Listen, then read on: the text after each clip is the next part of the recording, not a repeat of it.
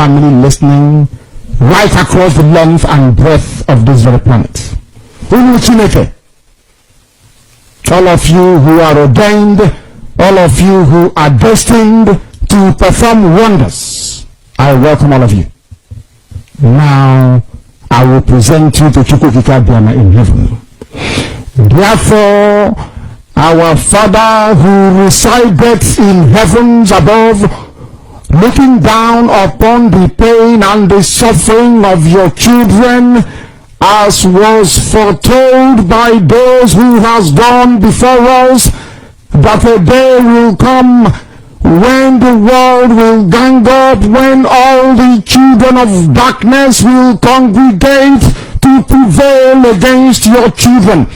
That time is now. We are in pain, we are in so much suffering that man cannot begin to comprehend it. We ask for your mercy. We ask for you to come and present and provide a way where there is none.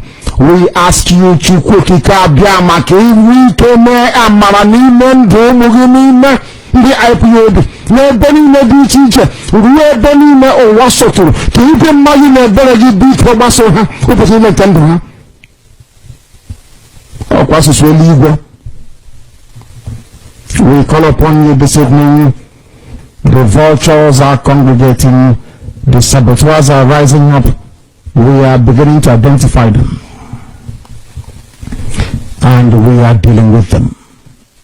We ask you to give us the strength.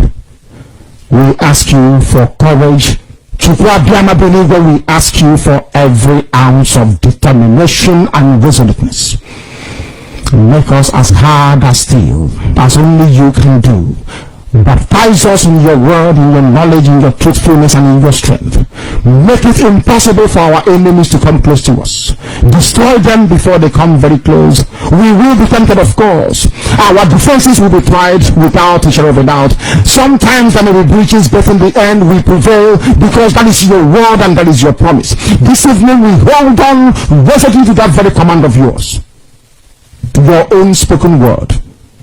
The word that you gave to your children when you said to them that they should not worship any idol, they should not bow before any graven image. We have made mistakes in our lives. We have bowed before European idols. We have done everything but worship you in truth and honesty. But now, having realized the errors of our ways, we present ourselves before you, that you may deal with us as you please. Because of the so it was prayed thousands of years ago. That same prayer will echo, because we are nothing without you. We are nothing without you. We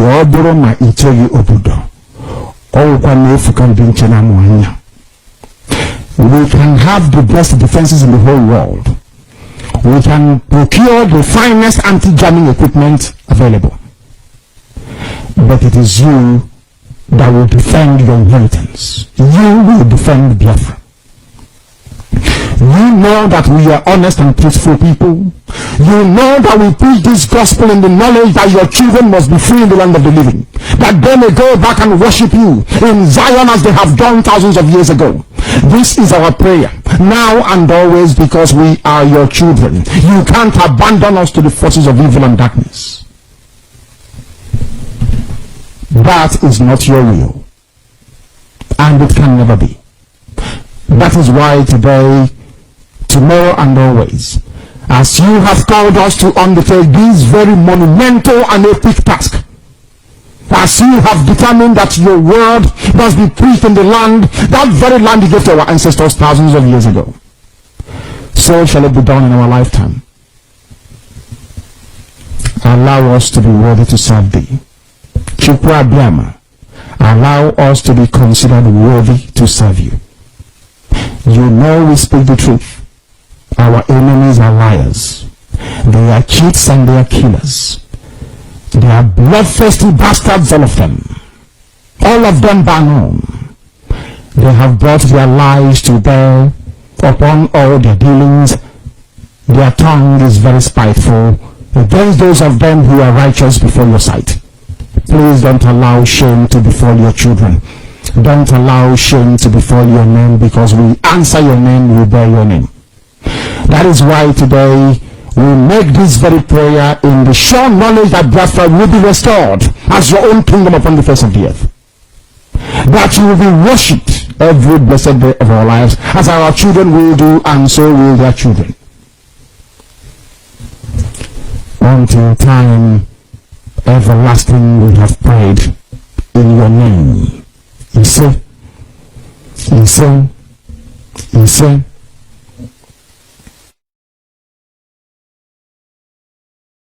Obodo kenenu Kanu, Nnamdi Kanu, Nnamdi Kanu, Amadike. Kani kenebenu Kanu, Nnamdi Kanu, Nnamdi Kanu, Amadike. Amadike Biafra, Nnamdi Kanu, Nnamdi Kanu, Amadike. Ikabugondi Nnamdi Kanu, Nnamdi Kanu, Amadike.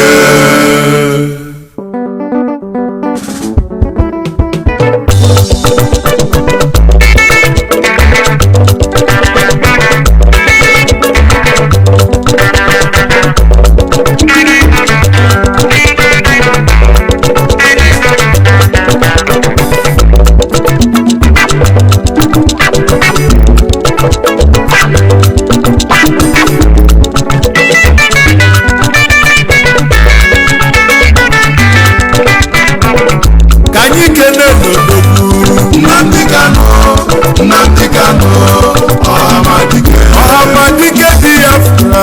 Nnamdi Kanu, Nnamdi Kanu, Amadike. Odogwa nebula buke.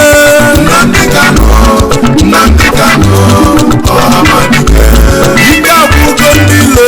Nnamdi Kanu, Nnamdi Kanu, Amadike. Ndile ina kosuko. Nnamdi Kanu, Nnamdi Kanu, Amadike. Manoke suko. Nnamdi Kanu, Nnamdi Kanu, Amadike. Umu Biafra Ghana. Nnamdi Kanu, Ani Nnamdi Kanu, Amadike.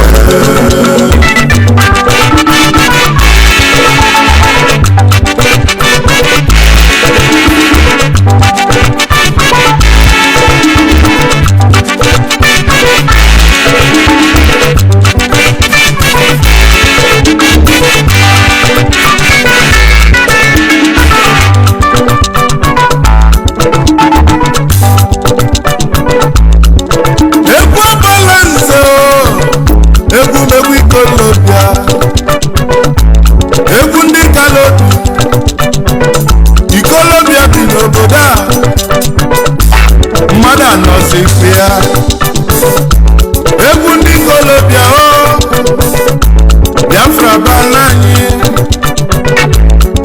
obele nwa nwunye Falibeku Chukwu zitere anyị Chukwu okike abịa ma zitelie ọbịa atọpụ Biafra na-abụ ọtọpụ anyị na-abụ Naịjirịa Chukwu zitere anyị ma ndị Yoruba jụziri ajụ mana anyị nwekwa mmeri babụlụ obere nwa na 2015 ụbọchị enyanụ anyị wee bebe ife dị n'ime ya anyị wee jebe ụlọ ikpe chọbazie ndị mkpọrọ anyị na mkpọrọ ndị kpọchiri anyị ka anyị na-achọ anyị afụrụ ofe mere ụwa dị mara na fa na-agbazi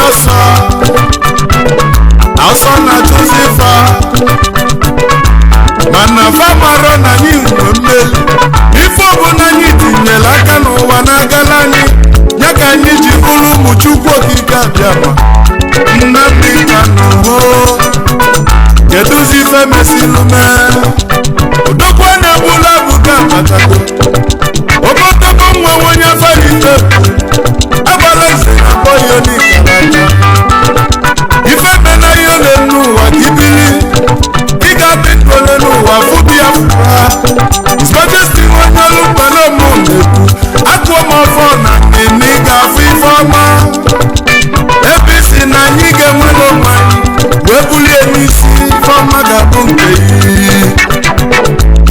Kenenu Kanu, Nnamdi Kanu, Nnamdi Kanu, Ọhamadike Biafra, Nnamdi Kanu, Nnamdi Kanu, Ọhamadike. Abala sele pupu n'iyi, Nnamdi Kanu, Nnamdi Kanu, Ọhamadike. Eze nkotonko yilu mkpuchi, Nnamdi Kanu, Nnamdi Kanu, Ọhamadike. Iti babala ni ọlọlụ mkpụse, Nnamdi Kanu, maka Nnamdi Kanu, Ọhamadike.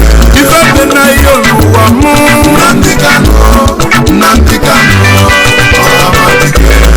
Deputy Director, Nnamdi Kanu, Nnamdi Kanu, Ọhamadike. Uche Mafone Kenemi, Nnamdi Kanu, Nnamdi Kanu, Ọhamadike. Ọhamadike Biafra, Nnamdi Kanu, Ọhamadike.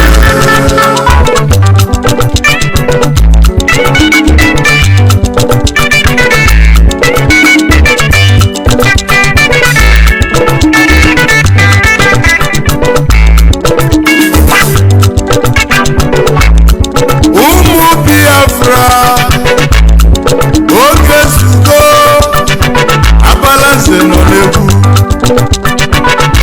ọ bụ egwu ikolobịa onye gbakana ya lụ ka ọ gbalaba n'elu ụwa na nkịtị.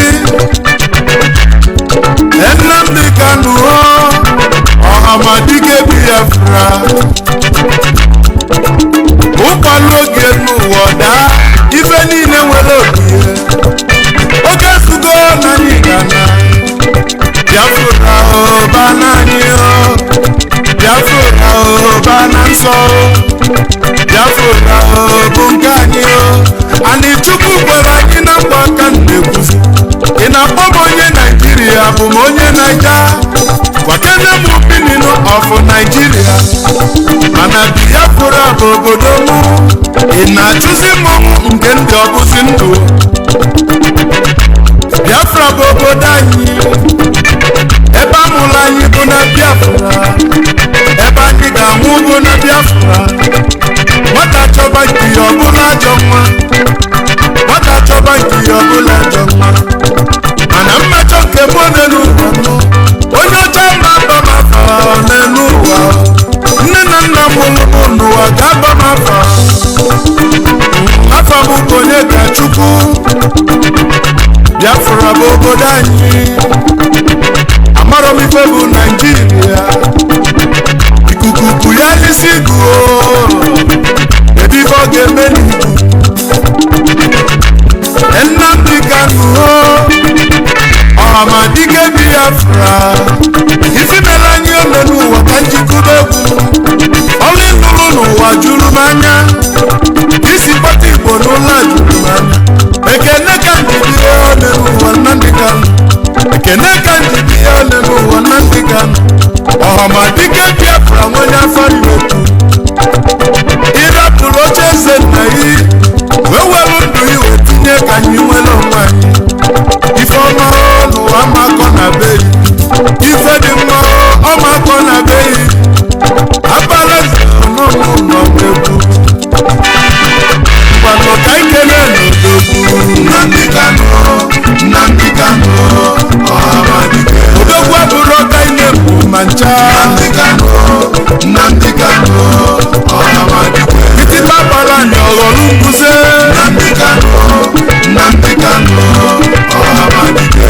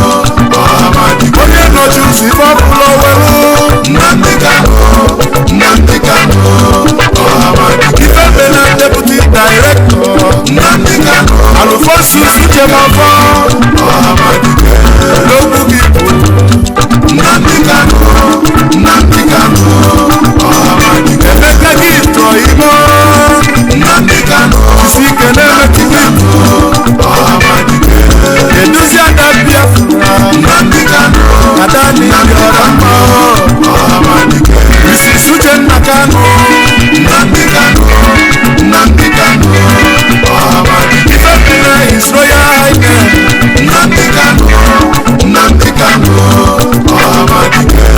Eze Israel Kanu, Nnamdi Kanu, Nnamdi Kanu, Nnamdi Kanu Dogu, Nnamdi Kanu, Nnamdi Kanu, Engike Bunako, Nnamdi Kanu, Nnamdi Kanu, Anyabelo Sondi Neliaka, Nnamdi Kanu, Nnamdi Kanu, Ifemena His Excellency, Nnamdi Kanu, Nnamdi Kanu, Governor Fayose, Nnamdi Kanu, of Ekiti, Nnamdi Kanu, Edumaka Femi Kayode, Nnamdi Kanu, Nnamdi Kanu,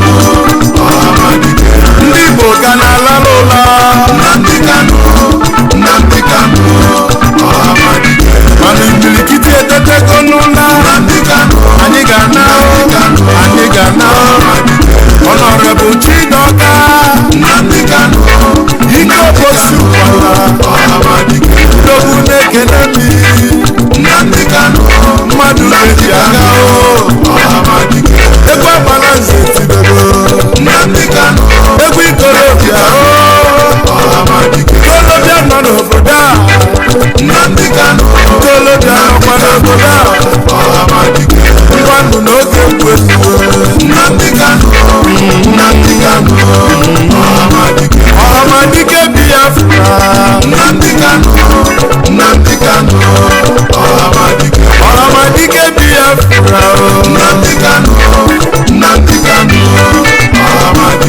ike abụgo ndị ilo yi, Nnamdi Kanu, Nnamdi Kanu, ike abụgo ndị ilo yi, Nnamdi Kanu, Nnamdi Kanu, Ọhamadike.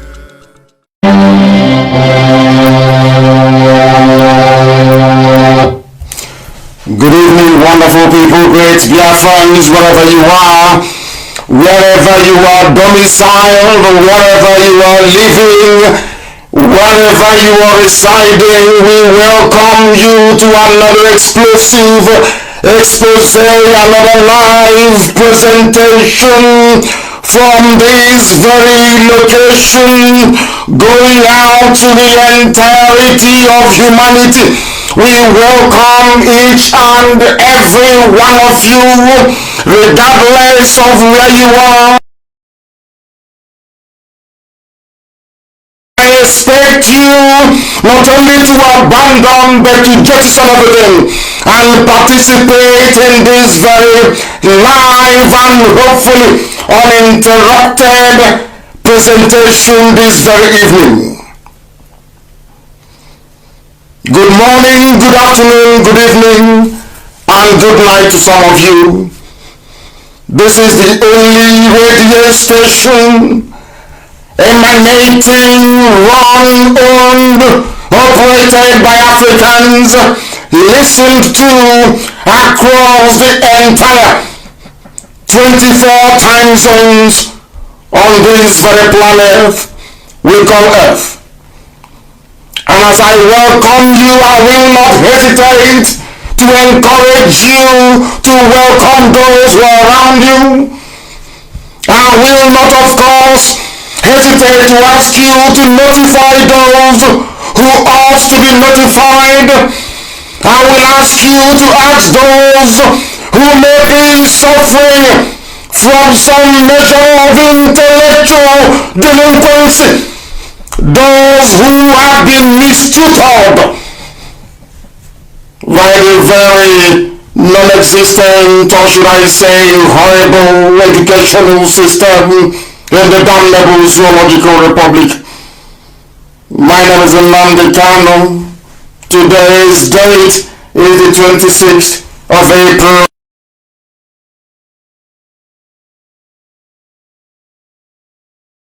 In the year of our Most High Elohim 2020. The time now is 6 minutes past 7 p.m. in the land of Biafra.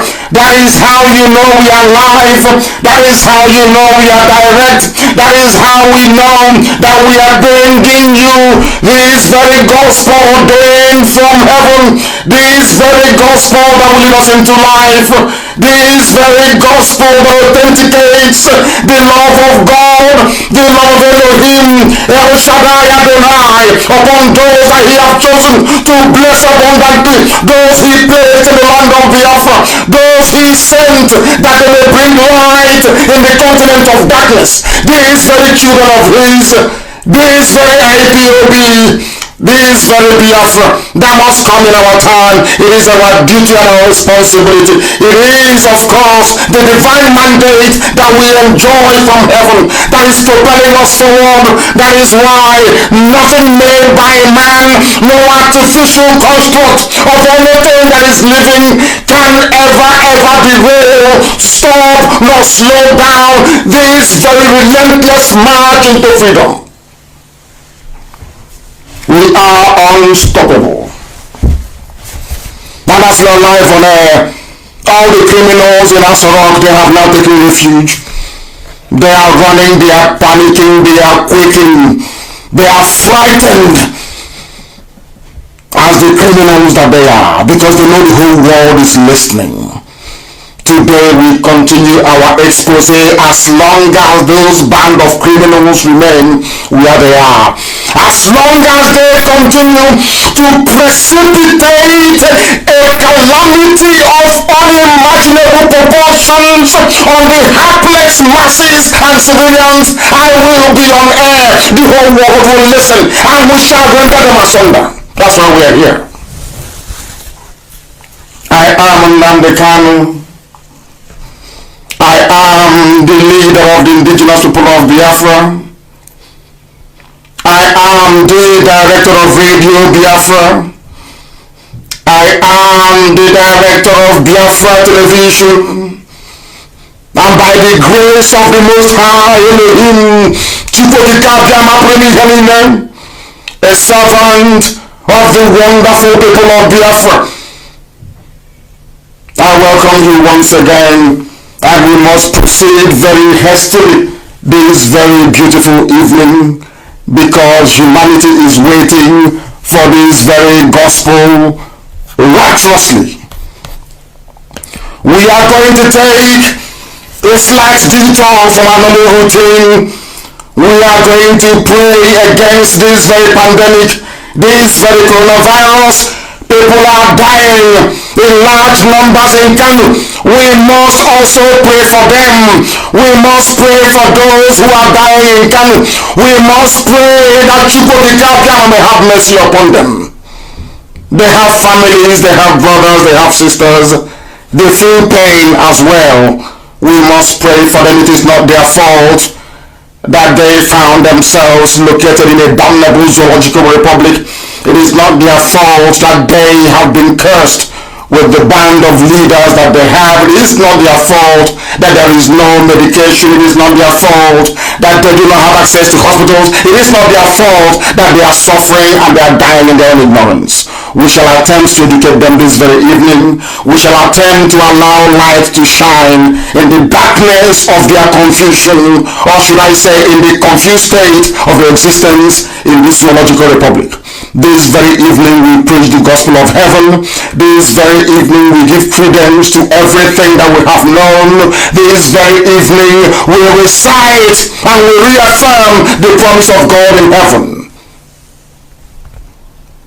upon his children, the children of light, the children of Biafra. We are going to pray wherever you are. If you are one of us, if you believe in prayers, we must pray this very evening for those who are in pain and those who are dying in Kanu and elsewhere around the world. Our Lord, our God in heaven, the giver of life, the architect of our existence, the I am that I am, the ancient of days. We come before thee. We come before thee with reverence. We come before thee with such total submission, not just to your will, O Heavenly Father, but that also that your will may be done upon the lives of those who are living. Because our hearts are heavy. It is aching this very evening. People in Kanu are dying in their large numbers, not through any fault of theirs, but due to the incompetence of people who do not know how to run a country, due to the criminal nature of those that have banded themselves together, that they may deplete and impoverish the masses. Oh, Heavenly Father, have mercy upon them. Everybody who is suffering, everybody who is in pain, we pray for this very pestilence to stop. We ask you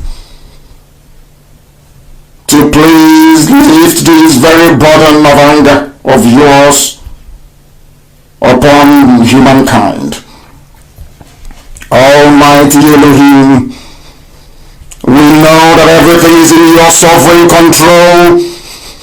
We ask that you keep this new coronavirus from continuing to spread. We ask you to stop it from contaminating your land in Biafra. Give those who are in positions of authority in Biafra land, give them the common sense, give them the ability to safely handle this very pandemic that is ravaging the whole world. Make it, O Heavenly Father, that we may decide in our hearts and in our minds to stay at home instead of traveling or going out needlessly. We ask you also that you provide food as you provided for your children when they left Egypt. For manna fell from heaven, so we do ask you, O Heavenly Father. We know that manna will not fall from heaven, quite literally, but we know that only you is God and you will provide for those who are starving and those who are hungry. Touch the hearts and the minds of those who can, those that claim that they are millionaires, those that claim that they are billionaires, that they may put their hands in their pocket and be able to feed the multitude. We ask upon the Elohim to always remind us all the time to do even the very mundane things like washing our hands properly.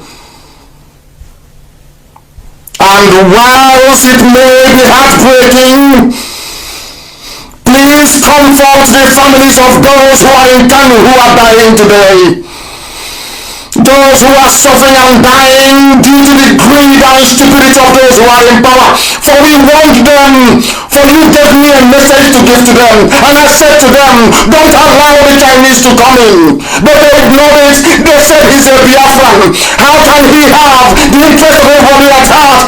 But you gave me a message and I gave it to them. They ignored it and today people are dying. They are dying because those who run the zoological republic, that very country that you did not create, that very creation of man, they did not listen. Oh Heavenly Father, you are our refuge and our strength. You are an ever-present help in times of trouble. There is trouble now. Please have mercy upon your children. For though we will not fear, though this very earth may give way and the mountains fall into the heart of the sea, we will remain unshakable in our faith, in our belief that you are Elohim, you are the beginning and the very end, and ultimately that your will be done upon our lives. We ask for those who are infected. We pray for those who are working with infected patients. We pray for doctors and we pray for nurses, not just in Biafra land, not just those who are battling in Kanu, but all over this very earth. That your peace and your mercy may be upon them. That in all that we do, every praise and every adoration will belong to your holy name in this very journey. Until Biafra comes and beyond we pray. He said, we have come that darkness may flee and light will come.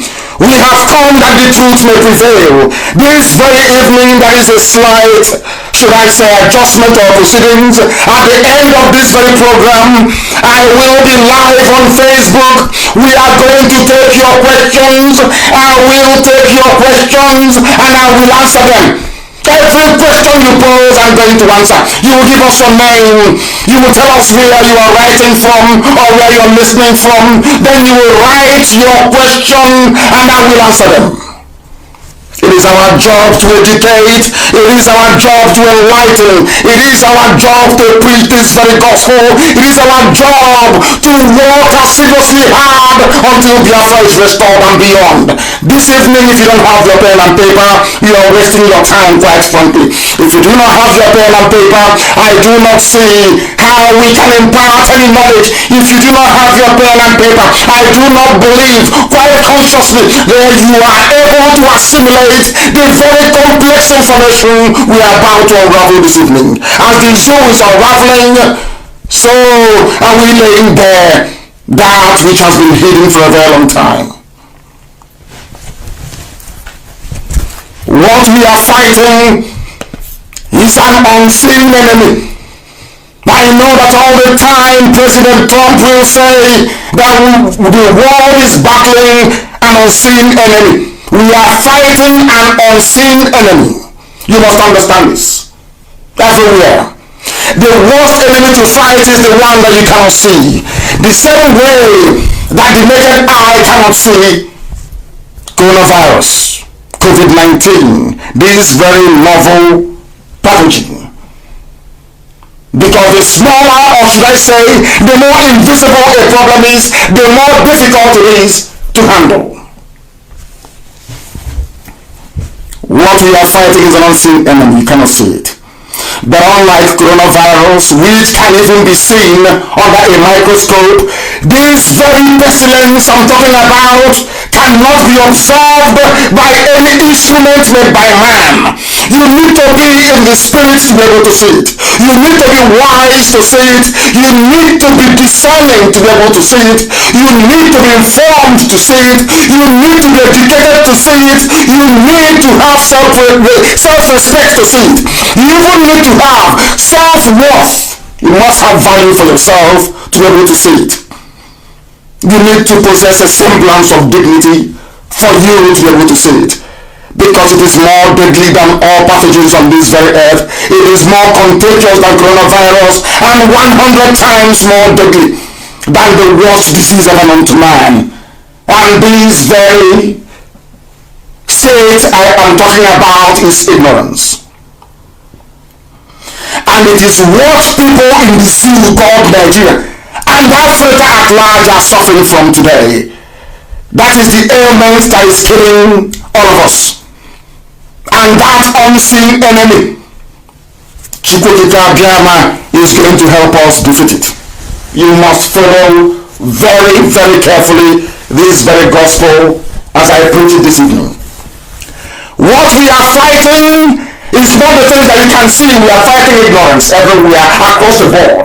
The reason why the zoo is poor, the reason why people are dying in Kanu this very moment, the reason why coronavirus is threatening to become a scourge on Black Africa is because of our years, or should I say centuries, of our unbridled ignorance.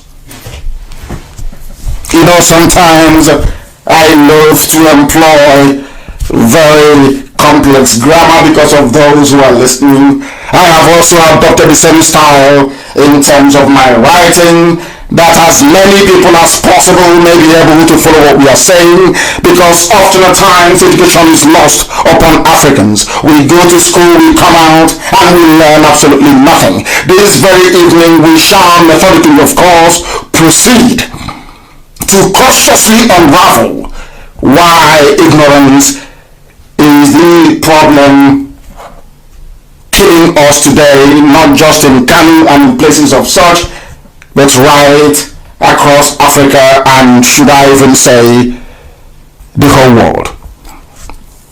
We must listen very carefully this evening. The people in Kanu who are dying in their numbers, they are in our house, we pray for them. They are dying like flies in Kanu. Kanu State, they are dying there. People are dying in their large numbers, because everything I tell you here is the truth, the whole truth and nothing but the truth. Because we maintain that we are whiter than white and whiter than snow. That is why Elohim in heaven reveal things to us that mere mortals cannot see. You cannot defeat ignorance without a pen and a paper. You must study. That is why if you're listening, you must have one. You cannot defeat ignorance if you have tribalistic and parochial mindset. I am not and can never be. What concerns other people does concern me. I have been able to demonstrate that on more than one occasion. You cannot defeat ignorance if you come to lectures on radio Biafra without your thinking faculties. You must be able to reason. We have come, or should I say, that Chukwuka has determined that we must come, that his light may shine upon his children, that those who are enslaved in the demonic contraption called Nigeria may be set free. And that includes the poor people who are in Kanu. That includes the poor people who are, should I say, being misinformed. That includes all the people who are fed lies on a daily basis, courtesy of Yoruba media. Those who are being fed lies upon lies upon lies every day. That is why people are dying. They can't even report it accurately. This evening, as I said earlier, I will take your questions on Facebook at the end of this very program. We shall continue to interact right at the very end, because I will answer all your questions. Let us first begin by making it very clear. I told you before, there was a news, or should I say, rumor going around that there was a man who had contracted COVID-19 in Anambra State. I came on air and I told you it is a lie. I came on air and I informed you that that was a lie. Some didn't believe me. Some said I was putting the lives of our people at risk, and I said to them, no. That in all we do in life, truth is paramount. You must speak the truth always. You must always, regardless of the consequences, the truth must be spoken. That is exactly what drives me. That is what drives all of us who believe in this faith. I told you that Anambra State government was lying when they said that there was a corona patient in Anambra State. They used it to justify what I will say is a draconian lockdown. They used it to impose curfews, and they have also used it to install the yet unproven 5G mass all around Anambra State. When I said it, some people did not believe me. But this evening we have a video of the man that they wrongly accused of having COVID-19. He issued a statement, and that video will be posted very shortly by Amaka, so that those who want to watch it can watch it. It is in Igbo language, and I will not play it live on air, but it is there for the whole world to see. That Anambra State chose to use a very deadly pestilence like coronavirus to lie to their people. It is not just limited to Anambra. This is how it is right across the entire geopolitical contraption they call Nigeria. Lies everywhere. Lying has become a way of life. If you get up in the morning, you have nothing better to do, you start to look for ways and means to lie. Maybe for 3,000 naira a week or 10,000 naira a week, depending on who you're e-ratting for. That is the way it is. Anambra lied. And the man is alive, thankfully. And he said, there is nothing wrong with me. This is the same way that they will never tell you the truth. They will never tell you that the reason why they are going to China. They will never ever tell you the reason why China is now their preferred hub for doing business.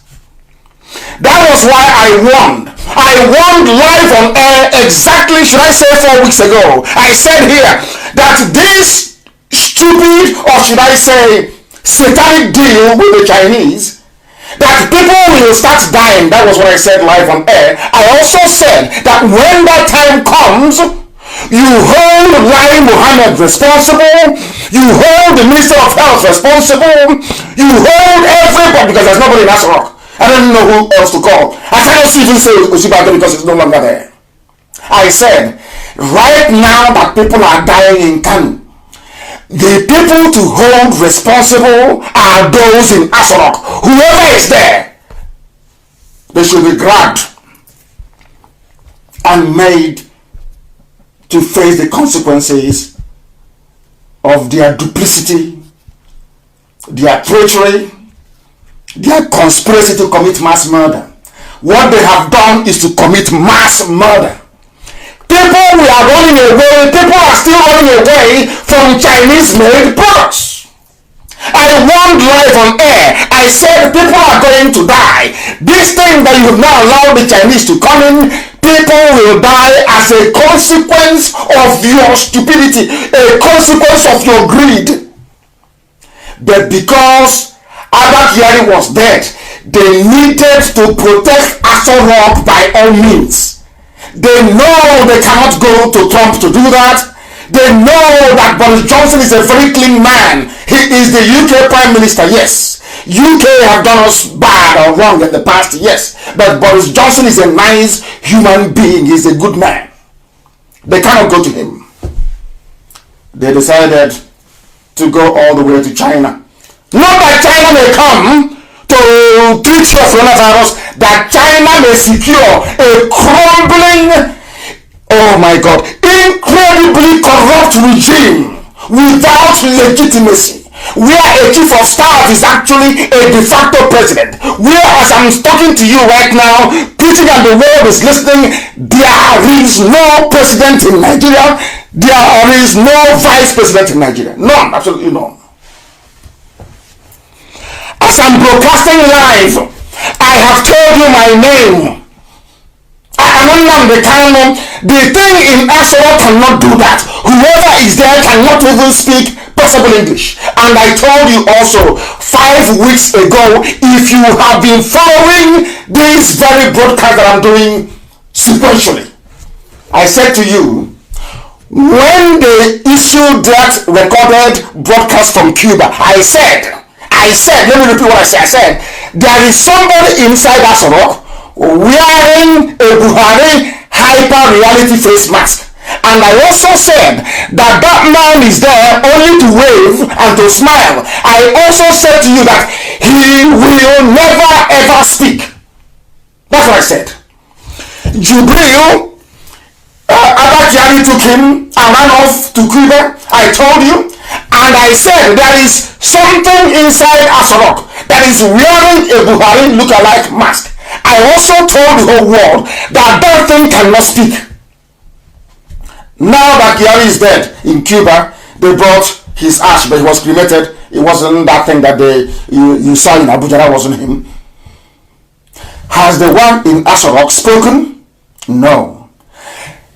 Let's continue. I am going to destroy them too. First, they've been destroyed already. Completely destroyed already. This evening will help them destroy themselves, because they are the ones destroying themselves. They are the ones killing themselves, not us destroying. Of course, Chukwuka has done his mathematics on them. They are gone, they are finished. By the end of this coronavirus, if you go inside Asarok, it will be empty.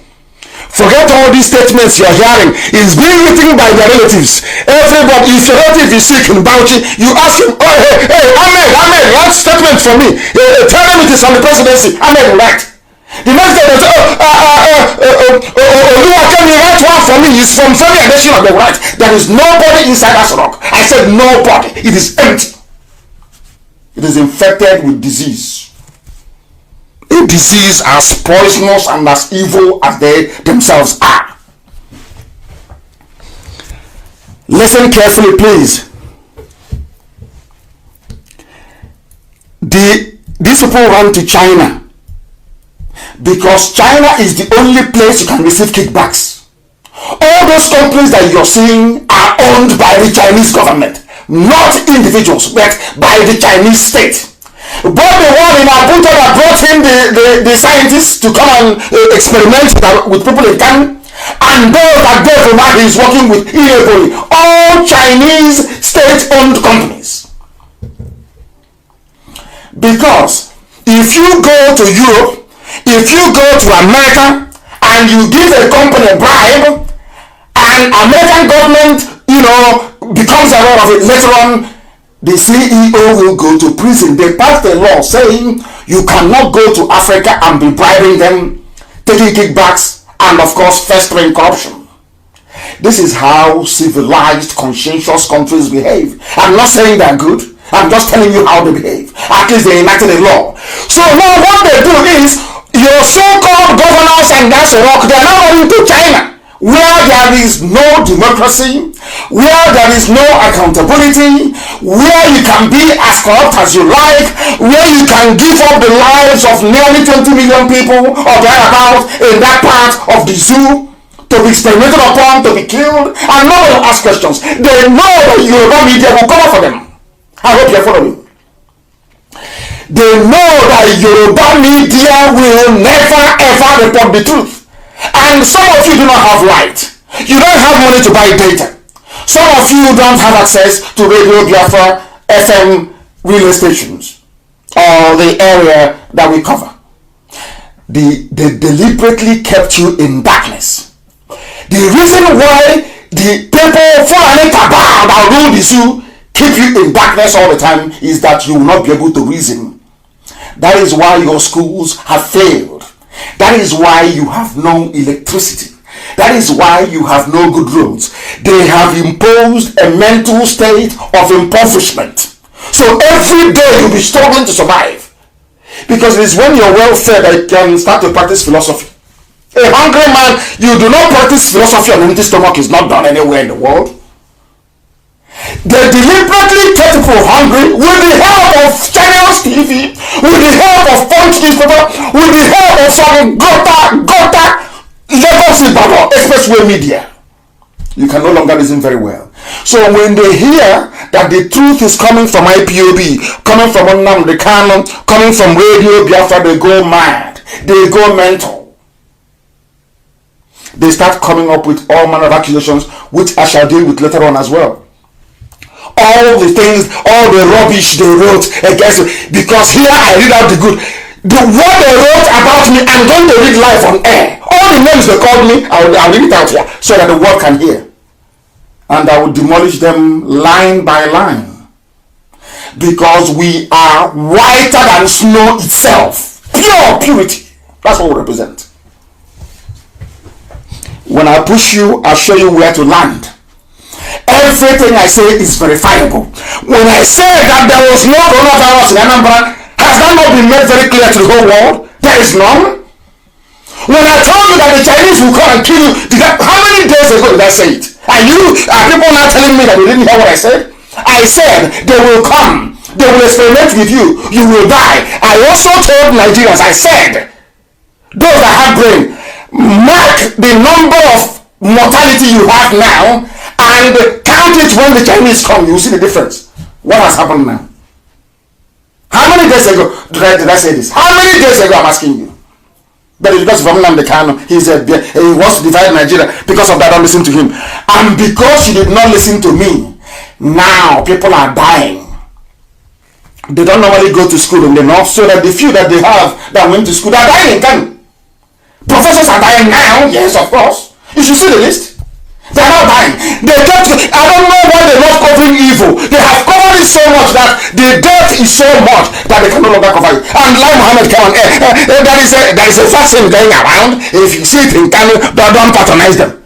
What utter rubbish. Minister of Information. These are the idiots you have in power.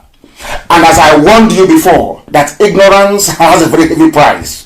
It's a very expensive, to be ignorant is a very expensive business. Now, who are those paying for their stupidity and their ignorance and their mistakes? The innocent people in Kanu State, they are dying. And you know the zoo, if they say that 800 people died in 2 days, that means it's nearly 8,000. Because if you know anybody in Kanu, and I also told those who are in the north, don't come back to Biafra land. Has it not happened? That thing I said, has it not come to pass? Has it not happened? I'm asking you. I told you they shouldn't come home because the Chinese experimenting with them. Has it not happened now? Who are the ones dying? The same people that I told you last week. If you allow the Chinese to come in, you will die. If you're so stupid as to allow the Chinese to come into your community, bye-bye, you people are gone. Look at Kanu. That was what they did, they made Honorable Mazi from China. I'll come to that later on. Now listen very carefully. Nigeria has no government. Those who are in charge now are the governors. I'm going to prove that later. They recruited Boko Haram into the army to serve a purpose, to serve an Islamic Janjaweed agenda. They've been telling you all these days, preparing your mind. Oh, Shaka, whatever. He might repent. He's planning to surrender. And that is what the Yoruba Gota media have been reporting. I call them Gota media. Gota, drainage than them. They have no soul and no conscience. No soul and no conscience. I don't know if they are bitter. I don't know if they are bitter because they lost a lot into the Fulani Caliphate. Because of that, they want everybody to be Fulanized by the Fulani. I don't know if that is the reason. I don't know why. Do you know what they're planning to do? They are negotiating. They'll be wondering how we get our intel, but of course they know it's spot on. The Buratai, he has now fled to Niger Republic. That's where he is. That's why you cannot see him on video. You can never see him on video. Never again you can see him. He asked the Army High Command in Nigeria to offer Shekau everything and give Shekau the caliphate he's looking for with the headquarters in Maiduguri. Listen carefully to this. And then join with the Nigerian army so two of them can march down to the south. That's the deal they are now negotiating with Shekau. The day will happen, I will tell you, I told you so. So, in order to condition the mind of their Nigerians, it's telling, we are getting feelers. Shekau is about to surrender. Does that sound real to you? They are making it possible for you. They are using channels TV, they are using Punch newspaper, they are using all this gota compromised media to massage your anger, soothe them away, so that when they tell you now that Shekau has a caliphate of his own in the northeast, nobody will complain. That's what they're doing. It's called kite flying, to test you to see how you receive the information, how you receive the message. That's what they're doing. And they say he's about to surrender. They have nowhere to hide. The zoo, nowhere to hide. I have all the information. Everything inside us rock. They have taken Osibajo away, thinking that I get my information from him. They are insane. I have all the information, everything at the palm of my hands. Anything they do, any meeting they hold, any deliberation they have, anywhere they discuss it, we have it. It's sometimes that we choose not to disclose some of them. Listen very carefully this evening to what we are preaching. They want Boko Haram to join them in the invasion of the south. And when they come to the south, Yoruba will not be spared. What I'm saying this evening is that Yoruba, there are good, decent Yoruba people. Decent, good people. Honorable men and women in Yoruba land.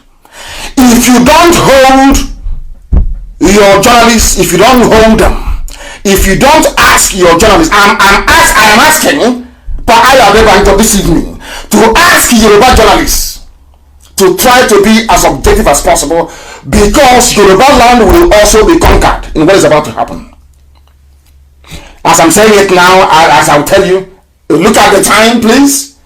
Time is to 8, isn't it? Almost, should we say, 19 to 8, or thereabout. Write it down on a piece of paper. So when it happens, I will tell you. Remember, as I'm telling you now about Anambra and also about the Chinese. You know, when I say these things, it doesn't sound proper, it doesn't sound real until it happens. Yoruba land will be taken. That is why they're all in your forests. And the people aiding and abetting this Janjaweed expansionism are the men and women of Yoruba extraction working in the Nigerian media. They are the problem. They are the, and I've been sounding this warning, they are the problem. There is no need presenting a news without writing a features article on it. Telling us that your villages have been taken over, that people are dying, is not. Somebody who is sensible and reasonable ought to be able to sit down and analyze it. And analyze it properly. Somebody has to. Are they doing that? Have you ever tuned into that useless channels and be able to see them analyze something critically? That was a drama. Rubbish. That is why we must continue to keep exposing them. 600 children are dead in less than 3 days in Kanu. In less than 3 days. In less than 3 days. And some people are being paid to prop up this non-existent failed administration that they are running in the name of Buhari, when Buhari is long dead and buried in Saudi Arabia. They know that very well, and they are running. And it is so bad. The lies, they have become so emboldened by their own lies that they come out openly to perpetrate falsehood and deception. I will get to the burial of the one that said is Abakari. Abakari was not buried in Abuja. Where they took his ash to, only heaven knows. But that is the man that the clear people are sending condolence messages from all over the world. I don't know who they shot. I don't know if it's somebody that they buried in Abuja. I have no idea. A grave that cannot take a fetus out of the stomach. It cannot. That's what they dug for a man that is big. And as they were unloading the casket or whatever they used to bring him, you can see blood stains. Look at the way they threw the corpse on the ground. Look at the deception. Because over the years they've been lying and lying and lying and lying. They now see all of you as stupid people. They can do anything and get away with it. I'm telling you. They can bring on water and put on water in Asura and say this is Buhari. You all will agree. Oh yeah, he's Baba, he's Boo. You will agree. Because they have useless you. They have useless you to the point whereby you can no longer reason. The only place where you can reason is on this very platform. No other one. No other one will tell you the truth and damn the consequences. Only here on Radio Biafra. In the midst of this, nobody is telling everybody, nobody is explaining it, that there is no more money. Listen, people don't understand. They keep saying it's Jordan lost his election. I keep saying, how can people be this stupid? I don't know. I keep asking them, when Buhari was there in 1983, his first coming as a dictator, he ruined the economy within a space of 6 weeks. This man knows nothing. This man is fake. All he does is the same mantra that they use, Ottoman and Fodio used. We are fighting corruption. We need to fight corruption. The same rubbish. And as I said before, Hausa takes and fell for it. The same thing now that they are doing was what from Jadi in a Lorraine. The same thing now that Yoruba media are doing. Anytime that this very Janjaweed movement of Fulani, anytime they are moving to conquer a place, they first of all go in there and select a few people like Hopus and Emma. They place them in key places. So when they come, their conquest is easy. That is what Yoruba, I am right it, I'm warning you. If you don't call your children to account, if you don't recall what they are doing, if you don't bring them back and advise them, you'll be sunk. We can fight. I'm not sure people can, because you have a disproportionate amount of Yoruba Muslim, and their loyalty will always be with the caliphate. You people are in a very serious mess, I'm telling you the truth. Very bad mess. There was something I said many years ago. If Yoruba doesn't take time, they will suffer. And their suffering will be a child's play. That it will be so horrible that what is happening in Middle Belt will look like a tea party. I'm telling you that. Write it as I speak. That's why I say bring pen and paper as I speak. Write it down somewhere. states may get zero allocation in June. There is no money. Even in the US, they don't have anywhere to store oil anymore. There's oil glut. Nobody wants oil. None of you is concerned that every day they're going borrowing. Every day they're borrowing. You have economists. You have people who are doing their own, should I say, scientific, or pontification inside TV studios. They're not in the lab. Nothing is happening in the lab. It's empty. There is no money in the zoo, is there? Absolutely none. It doesn't concern you. I say, corruption. Very sad indeed. Very, very sad indeed. There is no money in the zoo. This Janjaweed, they have destroyed everything. That is why they target their friends. That is why, as long as they keep Britain happy, they bribe some people in the State Department in the USA. Most of them are corrupt, of course. I say it loud and clear, live on air. If you like, you sue me, or I go to court, I'll destroy you with evidence. I have them. They now run to China. All they do is settlement. As they are busy out, shelling out all this money, looting and burning everywhere down, they are busy, very, very busy, deceiving all of you that everything is fine. There is no money in Nigeria anymore. I said there is none. There is no money. If you think coronavirus is bad, wait until after corona, you will see. By then they will all have run away. There will be nobody left there anymore.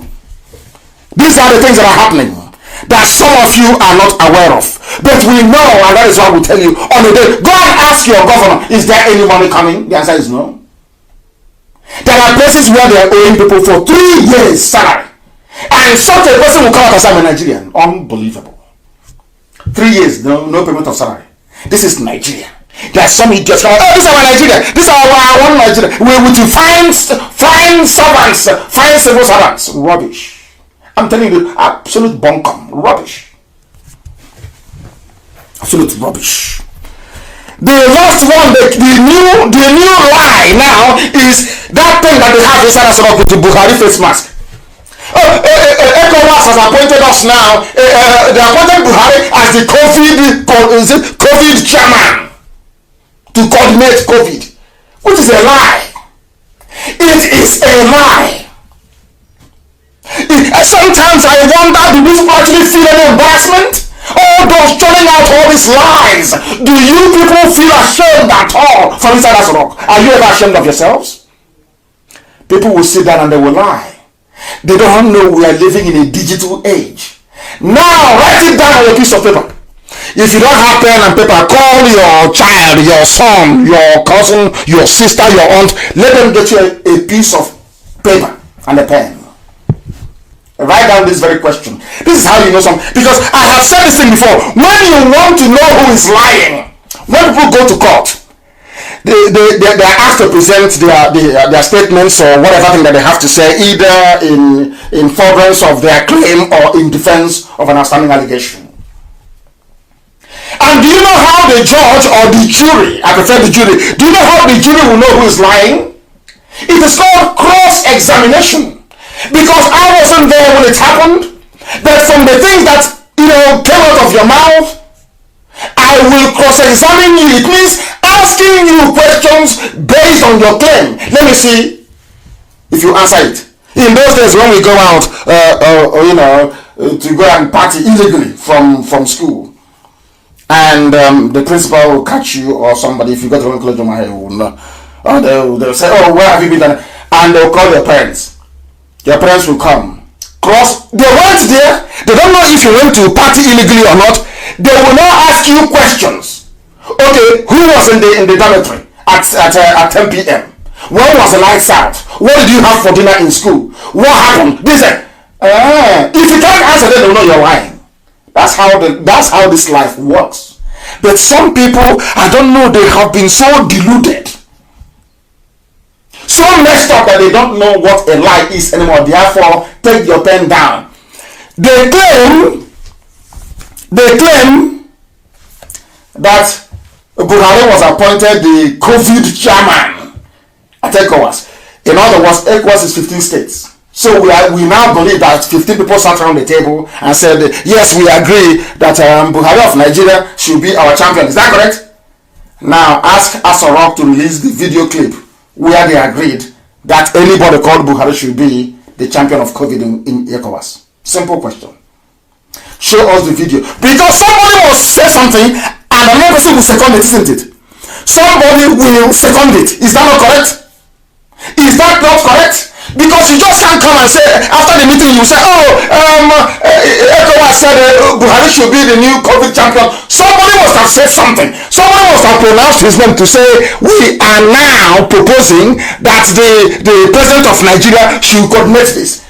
Ask them to issue the video. There is none. Maybe now they start working on it.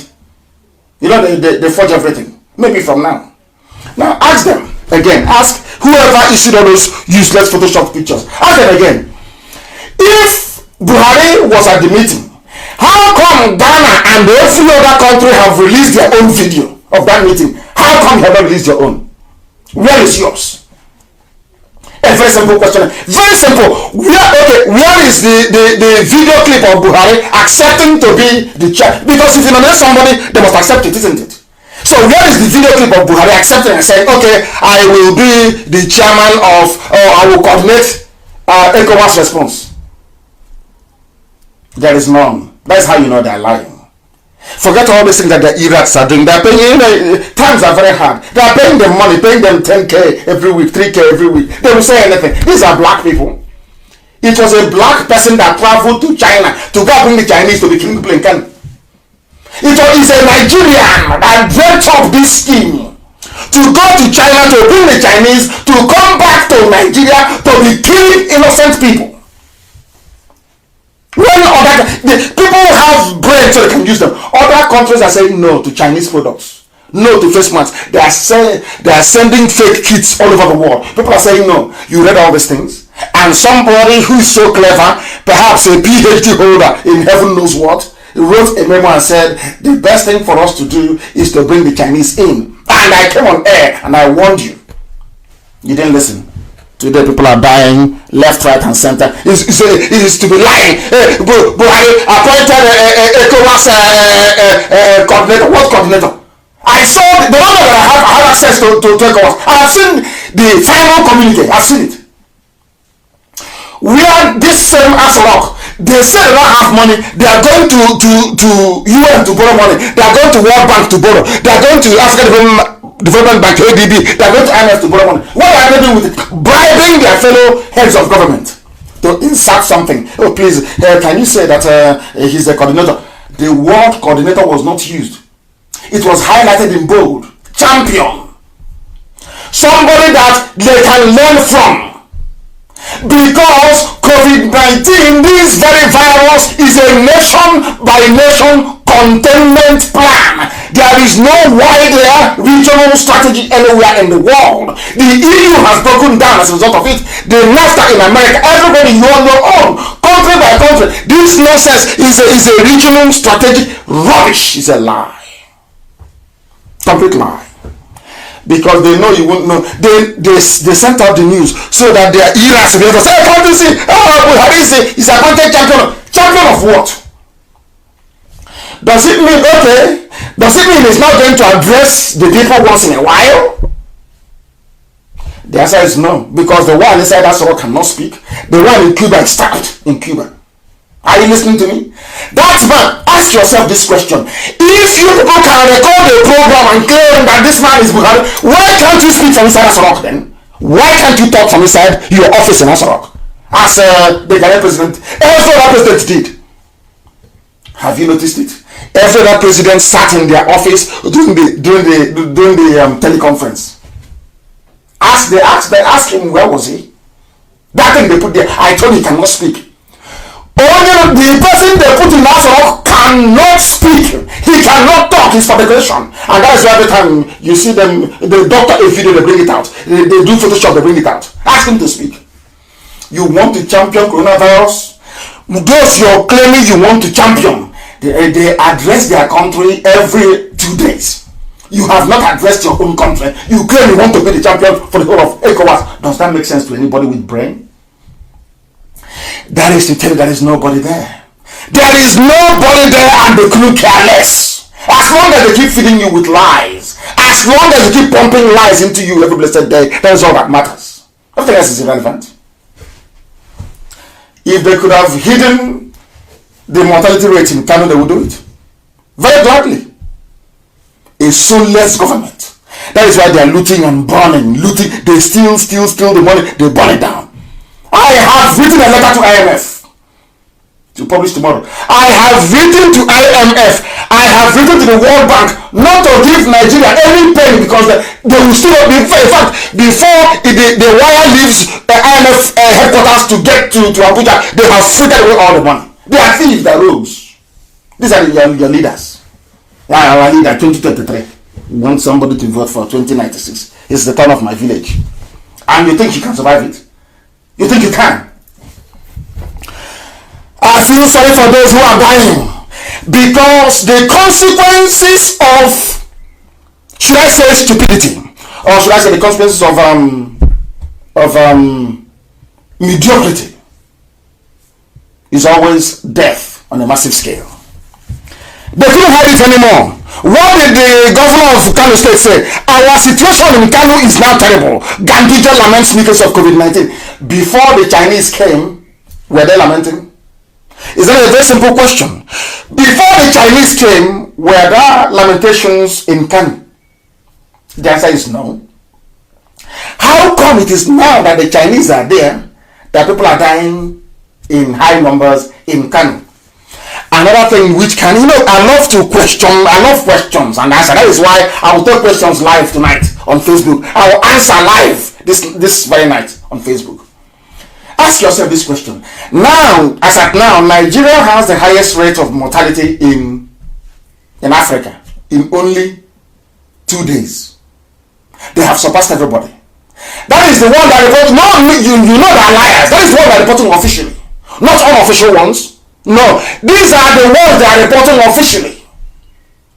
Now ask yourself, what does Nigeria have in common with other African countries where there is no exponential growth in mortality rate? It's because all the other countries didn't go to bring Chinese people in. That's the difference between the Nigeria and other places. The zoo went outside and brought Chinese in. They are dying. Other people did not bring anybody in from outside, and they are surviving. Just you do the maths. Is it not common sense? Is it not common sense? I'm asking you.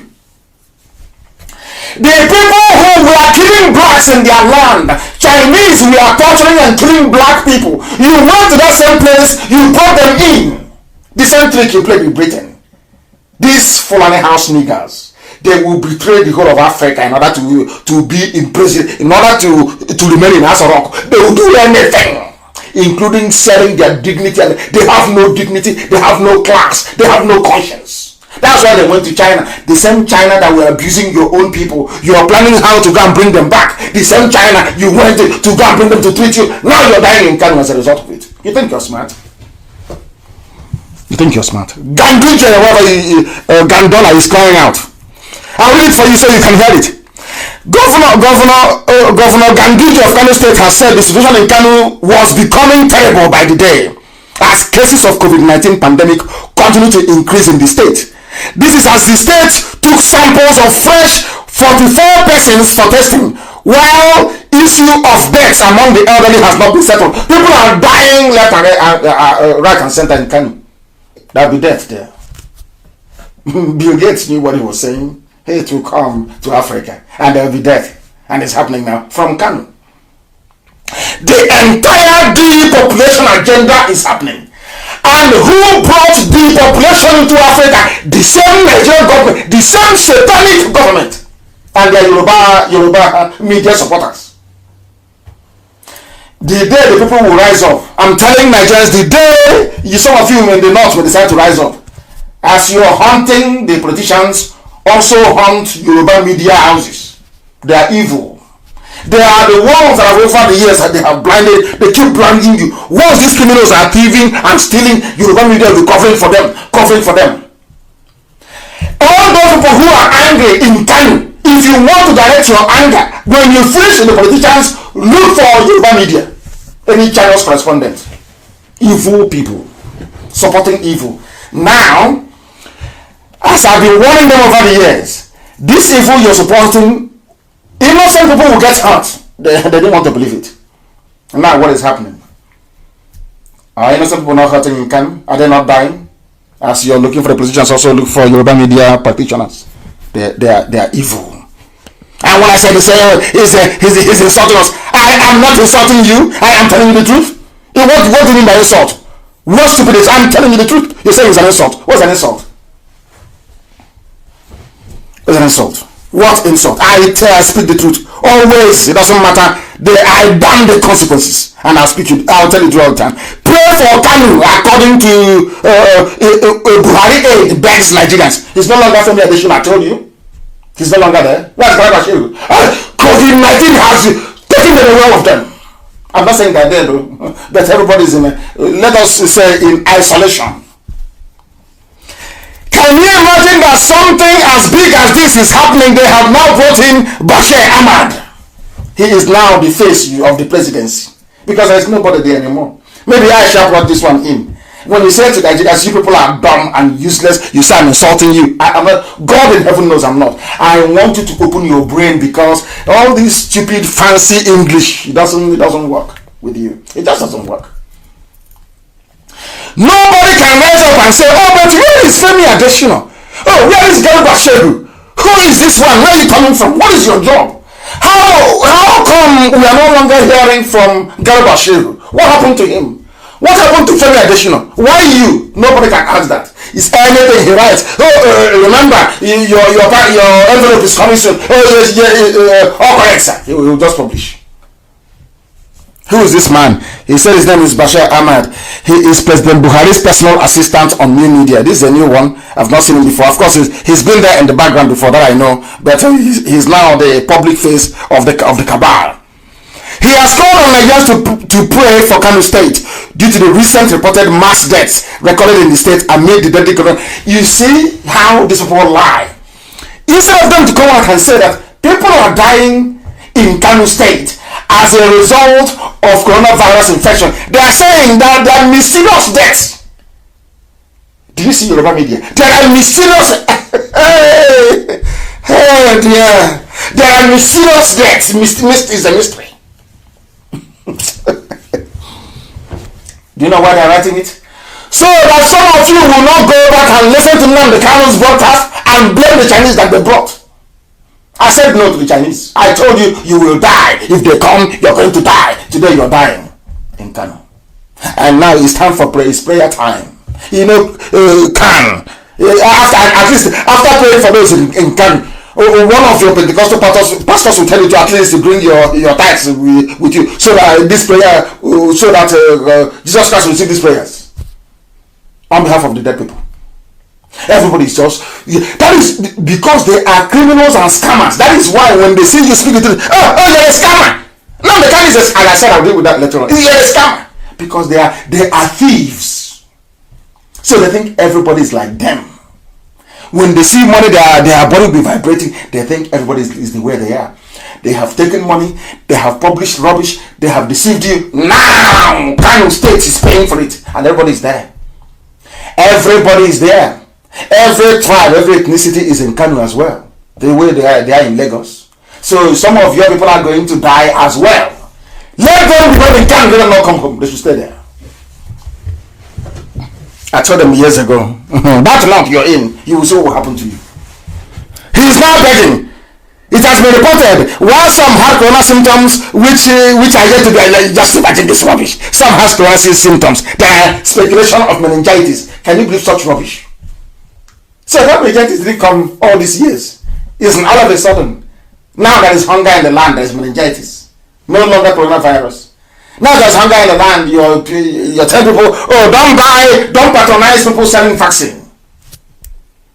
Do you understand what is happening in the zoo? Do you see how messed up the whole place is? Do you see why Nigeria should not exist? Do you see why there should be a division so that people can go and be on their own? Do you understand it? What is that? What I keep asking Yoruba media, all these things you're doing, what do you gain out of it? Is it that you are born evil? You are a very bad person by nature. Why are you doing all of these things? Is it the pain that the same way they took a lot from us, let them go and take your land? Is that why you're doing? Why are you wicked? Why are you doing all of this? Covering evil all the time. Why? You get tired. One day you will get tired and you will confess all your sins. How many people have died of 640 children? 640. And what can, instead of the government to come out and say, oh, this is a very terrible statistics, people are dying, it's not very good. No, he said, the 640 died over a week. It's not 2 days, it's over a week. He's trying to spin it and trust the media, they will carry it.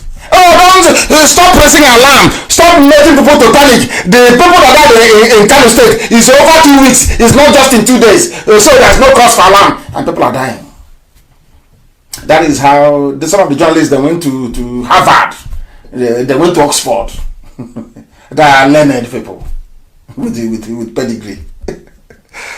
Very love lies and a love lying. And here we expose them. Here on this platform. As I'm sat behind this microphone, we must expose them. This is radio here for our live and we're direct, and mankind is listening. And as I'm speaking, they are hiding under their beds. Those that was coronavirus spread in Asarok, they are hiding. In fact, there's nobody there to start with. They have all disappeared, run away. Nigeria has no functioning government. There is none. No president, no vice, no special advisor, no chief of staff. Everything is empty. It is ghostly, and that is why they are there. They are the 419 and Yahoo inside Asarok. Who do we get money from? Let's go to IMF. They've been to IMF before. They rebuffed them. You know what they said to IMF? We want to fight COVID-19. Which COVID-19 are you fighting? All the money that you have you finished spending it? They have shared all of it. And once the money comes in, they tell you, oh, we are reviving the feeding program for Almajiri. The same Almajiri they drove away from Kanu, they will tell you they are now reviving their feeding program. All their money will be gone. Now they start looking for, maybe they'll go to Liechtenstein to go and beg for money. There is no shame. How can a human being, a man, a grown-up man, you are moving about, you have no shame? There is no shame. None whatsoever. You keep lying and deceiving yourselves. Here we do not lie, and we can't deceive ourselves. Why will people die? I warned you that China will come and you will die. Didn't I say that to you? Has it not happened? People who don't listen, you don't listen. Because what should we do Nnamdi Kanu? Why is he not a Yoruba man? He should be a Yoruba man telling us this. Then write about it. Just imagine. That's how terrible they are. People complain, even the Canadian government, 1 million masks we bought from China is unfit for health workers. If you wear it and go into the ICU unit, you will contract coronavirus. It's there for warning signs. China wants to spread this disease all over the whole world. When I say it, some people get angry, but it's the truth. And Canadian government said no. The Canadian government said on Friday that 1 million KN95 masks imported from China did not meet its strict standards and so could not be distributed to frontline health workers amid coronavirus pandemic. White people who are educated, white people who are advanced, they are struggling with coronavirus. Look at Kanu State. I think Kanu can cope. I'm asking you, do you think Ganduje can cope? Men who are learned, men that run advanced economies, they are struggling. Are you telling me that Ganduje, with his danchiki inside, looking through a microscope, what is the microscope is called? Touching the cold chocolate with his hands. Is that the one that will take care of people at Kanu? And now the government is moving to the governors because there is nobody at the center anymore. Anybody can do whatever they like now. And that is why Ebonyi State is in a lockdown. It's been taken over by Chinese. And that is why if you come outside, they will flog you. There will be anything they like, man. They cannot do. Governors are now kings. They can do whatever they like. That is why they have access to the Commissioner of Police and they have access to the nearest army barracks. The reason why they put army barracks in every major town in and around the zoo called Nigeria is for a time like this. All the governor needs to do is to ring the nearest brigade commander. They bring to start shooting innocent people. Now you understand it. that you are not practicing democracy. And when I used to say to you that what you have is not democracy, you didn't believe me, did you? You never believed me. Very, very sad indeed. Extremely sad. Extremely sad. People are dying, and amongst those who are dying, which is very, very sad, people are dying in places like Bichi, in Dambata, in Gabasawa, in Wudil, in Kiru. People are dying everywhere. Who are the people who are dying? Unbelievable. These are professors, government officials, so they all had meningitis. Do you see Yoruba media? So all these people all of a sudden had meningitis at the same time. Hey, lies. I don't know what they're doing with lies. I don't know what they benefit from lying. Is it because they are black? I don't know why we love lies. Lie all the time. Why? They say it's meningitis. Are you telling me that all these people, they got meningitis, government workers, professors, prominent residents? Unbelievable. Unbelievable. Hey, their names are Ibrahim Ayagi, Ali Umar Diko, Abdullahi Lawal, Musa Ahmed Tijani. The name is from Kwara State. Adamu Dal, Nasiru Maikano Bichi, Musa Umar Kwaruso, Dahiru Rabiu. All these are look at the businessmen that are dead. Salisu Lado, Nene Umar, Garba Sariki Fage, Shamsi and Mustafa, Nasiru Maikano Bichi, Rabiu Dambata, Kabiru Ibrahim Bayero, and the mother of a businessman, Ado Gwanja. People are dying from meningitis. That's Nigerian media. Because anytime you're sick, if you say you're sick, people, even doctors from far and wide can say, oh, we have a solution, we can help. Look at the zoo in Nigeria. It's like North Korea. If people are sick and you're hiding it, how can you survive? Boris Johnson was sick. He announced it himself. I am sick. Help came from everywhere. Today the man is better. What is wrong with you people? What is wrong with your brain? Why can't you reason? Every time I ask you, why can't you reason very well? Asarok is empty. Are you telling me that the old Buhari, the dictator, will be alive and his Kanu, that is his stronghold? People are dying in Kanu and he will not issue a statement? Buhari, you can accuse him of anything when he was alive, anything at all. But the old Buhari we know will stand up and tell the government officials what to do. And some of us are still deceiving ourselves, saying, the one thing he ever did is to say that he's not Buhari. He's that thing there, Buhari. Let him come back and talk. Because you know that once you accept it, that zoo is gone. The world will say, oh, Nnamdi Kanu has been right all along. That's all they're afraid of. The problem we are having in Kanu right now, all these prominent people are dying because the Fulani Caliphate, they hate their fellow Africans. Write it down. They hate their fellow Africans, and I'll tell you why. You know that they are descended from a mongrel race, a mixture of Arabs and people from Senegal centuries ago. That's how they came about.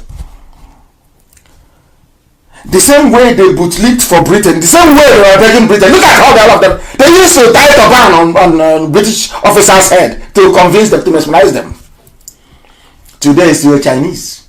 Amaka, please publish those photos of the Chinese man receiving turban in Kanu. That's how the man came to kill them. The first thing is that the Chinese man came to kill all of them. And they are busy tying turban on his head, pink turban on his head. Now what is happening? Are people not dying? Are they not dying?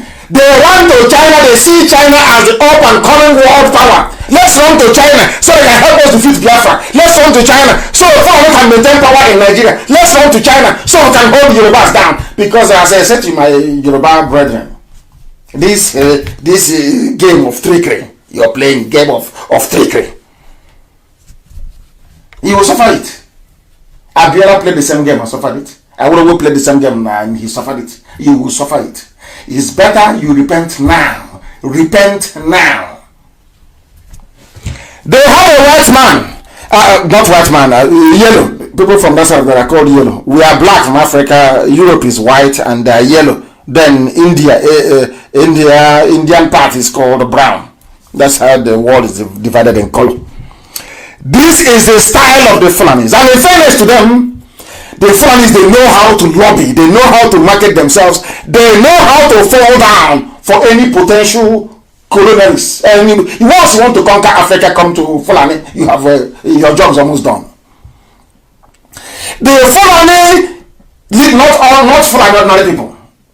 I must be able to qualify what I'm saying. The Fulani leaders, those that call themselves leaders, the Janjaweed, they are leaders. They are the ultimate house nigger and traitors against Global Africa. That is something that people need to understand. They will sell Africa out anytime, any day. They did it with the British. When in 1957, the British, Anthony Nahara moved a motion for Nigeria to be independent, it was the Fulani that said no. That the British man, the white man, should continue to rule them until they are safe. And because of that, the British love them so much. Hey, this house pussycat, this house pet I can keep, he is very good. They saw the Yorubas and the Igbos as troublemakers. The South were troublemakers. The North were good, obedient servants. That was why they gave them everything.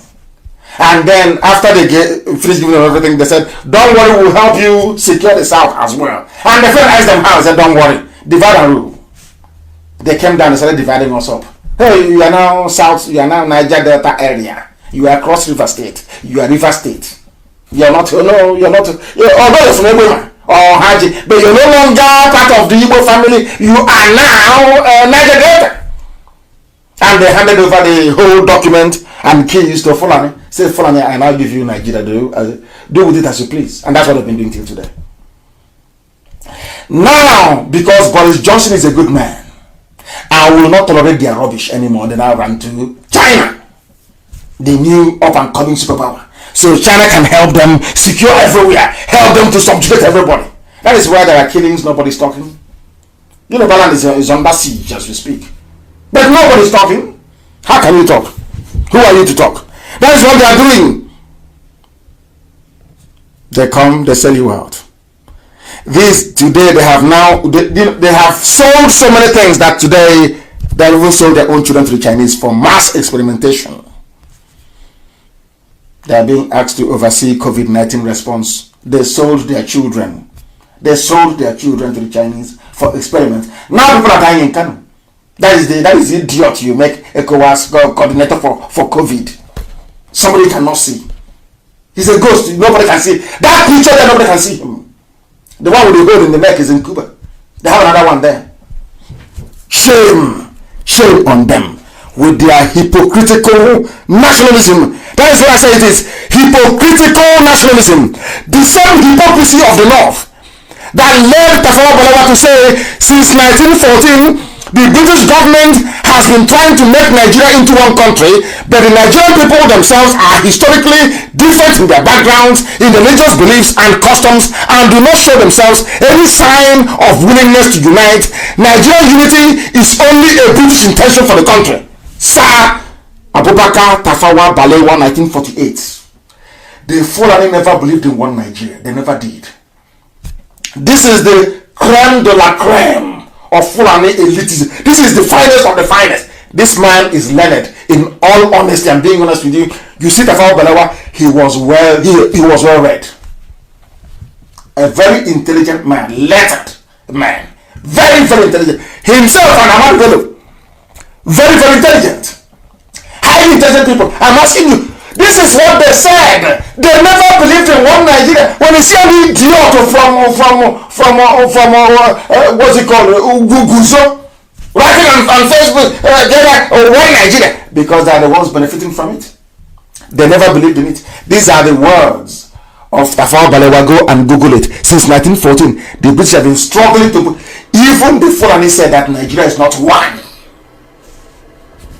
For them today, Nigeria is one. Because they want oil. Nigeria is one because they want unrestricted access to the sea. They want the seaports, or at least Lagos, so they can be getting goods and properties. Have you forgotten when Yoruba floated at Moteku? You know what they did? When Yoruba floated at Moteku, you know what Fulani did? Fulani said that we are not going to open Warri Seaport, Calabar Seaport, Igbo, they call it Port Harcourt. We're going to open the Port Harcourt Seaport, and were considering One as well. Immediately, Amoteku died.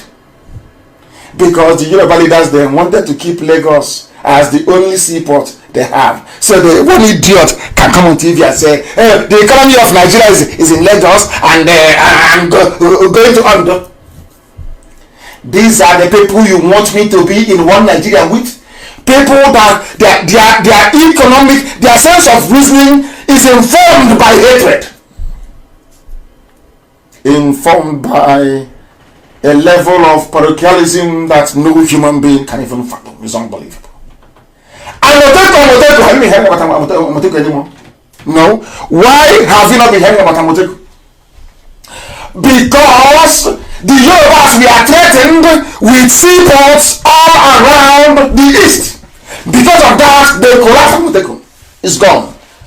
You won't hear about it again, it's gone. Forget all the media rubbish. You will never hear Amoteku again. It's over, it's gone. This is the country you want me to belong to. I think that a lot of people are drunk. They are insane. Because that is why we do it. That's why we preach the truth always. Always. The country is not supposed to be. That was what the Father was said. There was no due consultation before joining people together. That was what the British did. We have absolutely nothing in common. Tafawa Balewa. Why should things work? Why should things work when in actual fact everywhere is a mess? The people never wanted to. For it wasn't Nnamdi he was running around doing his Pan-Africanism, his warped Pan-Africanism. That's what happened, and that's the mess we're still suffering till today, till this very day, and that is what we are seeking and working very, very hard to reverse it. They are now raising alarm. Doctors raise alarm over increasing COVID-19 cases in Kanu and in the northern states. It is over. I am telling you, it is over. Do you know why it's over? Because this virus operates where the immune system is low. What makes the immune system to be low is hunger and poverty. And all this while they've been locking people up in their homes. I'm even shocked that people have survived up until now. Now their body is primed for COVID-19 to go in and do its work. That is why many people will die. I warned you. There are two diseases engineered, two viruses engineered in modern times. One is HIV, another one is this very COVID-19. Because the human body is very, very resilient. The human body has been able to fight off every virus since humanity started existing. You know what these criminals did in their labs in Europe and in Asia? They went in to try to bypass that. What does HIV do? It attacks the immune system first. It attacks the immune system first so that ordinary cold can kill you. It doesn't kill you on its own. HIV doesn't kill on its own. It never does. What HIV is just like you fighting with somebody because your body's immune system is the defense you have. You're fighting against somebody. And somebody came and tied your hands and your legs. Tied your legs, tied your hands at your back, allowing your enemy to raining blows on you all the time. How can you survive it? That is what HIV does. HIV is not a disease on its own. It comes into your body, it invades your white blood cells, renders your immune system useless, that ordinary cough can kill you. The same thing that corona is doing. The coronavirus does not actually attack the immune system. What it does, it needs an environment where the immune system is already weak. That is why some people get it, some others don't. Now you understand it, don't you? And when they ask you, tell them you heard it on Radio Biafra. We are live and we are direct. The time now is 25 minutes past 8 p.m. in the land of Biafra. Doctors are not raising alarm. This late you are not raising alarm. Now you are raising alarm. But when Nnamdi Kanu raised alarm, you did not take it seriously. I told you you will die. Once the Chinese come in, you're going to die. And today you're perishing in your hundreds. I warned you. Next time when I tell you something, you listen. Next time when we preach this gospel from heaven, I said when I'm here, we are under divine mandate from heaven. Anything I tell you must come to pass. I warned you. Don't allow the Chinese to come in. If they come in, you will die. And now you are dying and you are perishing. All you can do is ECOWAS appointed Buhari as the coordinator. Rubbish! It's a lie. It is to cover up their incompetence in Kanu, because the press you have in Nigeria, the media, they are not robust enough. They don't ask questions. That's why they used this lie of ECOWAS coordinator to convince and to deceive people, to deflect attention away. That's why when I preach this very gospel, Nnamdi is a scam. He was homeless in London. I'll get to that later. Always seeking to deflect, divert your attention away from the truth. That's what they always do. Now people are dying inside Kanu. People are perishing in Kanu. People are dying out of their incompetence, their greed, and their wickedness. Who is going to pay? Do you know people are suffering? Families are crying. People are bereaved. Do you have every day to lose somebody? People are dying in Kanu right now. People are perishing all over the place because of the incompetence, the greed, and the wickedness of some people. Why should we listen to Nnamdi Kanu? Now you are listening, aren't you? You must listen, because all over the place they're all listening to Radio Biafra. ECOWAS did not appoint Jubril to anything. It was a charade. Where is the video of Jubril making a acceptance speech? I keep asking. Where is the video clip of the nomination? Who moved the motion? Who seconded it? I'm asking. It's all to deflect attention away from Kanu. The very terrible things happening inside. People are dying in Kanu. Terrible. Oh dear me. Oh dear me. Unbelievable. What we have managed to achieve in the past few days is to let the whole world know that anything that comes out of Asorok is a lie. Forget all the paid nonsense, all the advertorials, all the rubbish from the economists, all the rubbish are telling you, oh, this government condones with them. The Economist of London said Abakari is a good man. He was fighting corruption. I said, whoever wrote that rubbish, did you ask the person if they are aware of the 13.9 billion naira missing for Asorok Clinic? Who took the money? Abakari. Who appointed his daughter Vice President of Nigeria's Sovereign Wealth Fund? Abakari. Who appointed his nephew to head NNPC? Abakari. And he was fighting corruption. Yeah, we agree. He was fighting corruption according to the Economist in London. What they do, let me tell you what they do. The trick. It was Tinubu who taught them this trick. It was Bola Ahmed Tinubu that taught Fulani how to play this trick. Before Buhari was elected, or before they rigged him in, Obama wanted him to be there anyway. Before they rigged him in 2015, you know what that criminal Bola Ahmed Tinubu, what he did? He went abroad, hired some PR firms, public relations firms, and started the image laundering of Buhari from a crude brute, a brutal dictator to a reformed Democrat. Go and read all the articles in Guardian of London, The Economist, and Newsweek. They'll tell you he's a reformed Democrat. Where are we today? The same thing they're now doing. What they have done is to go and pay some people in The Economist, pay some people all over the place to be writing, we are sorry that you lost Abakari. He was a good man. Ordinary chief of staff. Ordinary chief of staff. Ask yourself why they're going to that length. It is to divert your attention away from what really matters. To divert your attention away from the fact that people are dying. That is what is happening. And it's not good. Now, listen very carefully. The lies they have taken to a new and very dangerous level. They said that Abakari was buried in Abuja is a lie. He was not buried in Abuja. As I told you, his body was cremated. In Cuba, in Havana, his body was cremated because he had COVID-19. That was what killed him. His body was cremated, not buried in Abuja. They are ashamed because in Islam, they don't cremate. They bury the body whole so they can receive their 76 virgins in heaven. So they believe that if you're cremated, your virgins will not be in heaven waiting for you. So out of shame, listen carefully, out of shame, on the part of the Janjaweed cabal, you know what they did? They killed somebody. They shot somebody dead.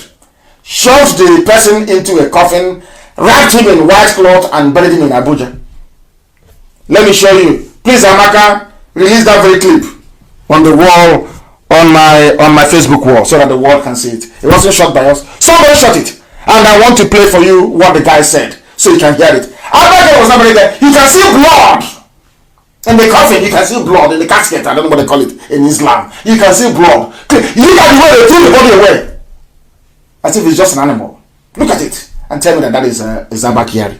Let me play that the world may know what is going on. Why was it that after it was removed from the casket, listen, at the same position where his head was laid, there was blood? There was blood.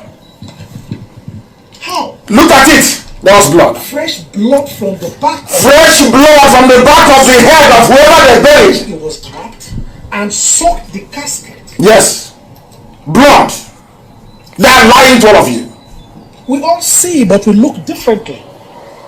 Nigerians are not as stupid as politicians wish us to be. I think most are stupid anyway.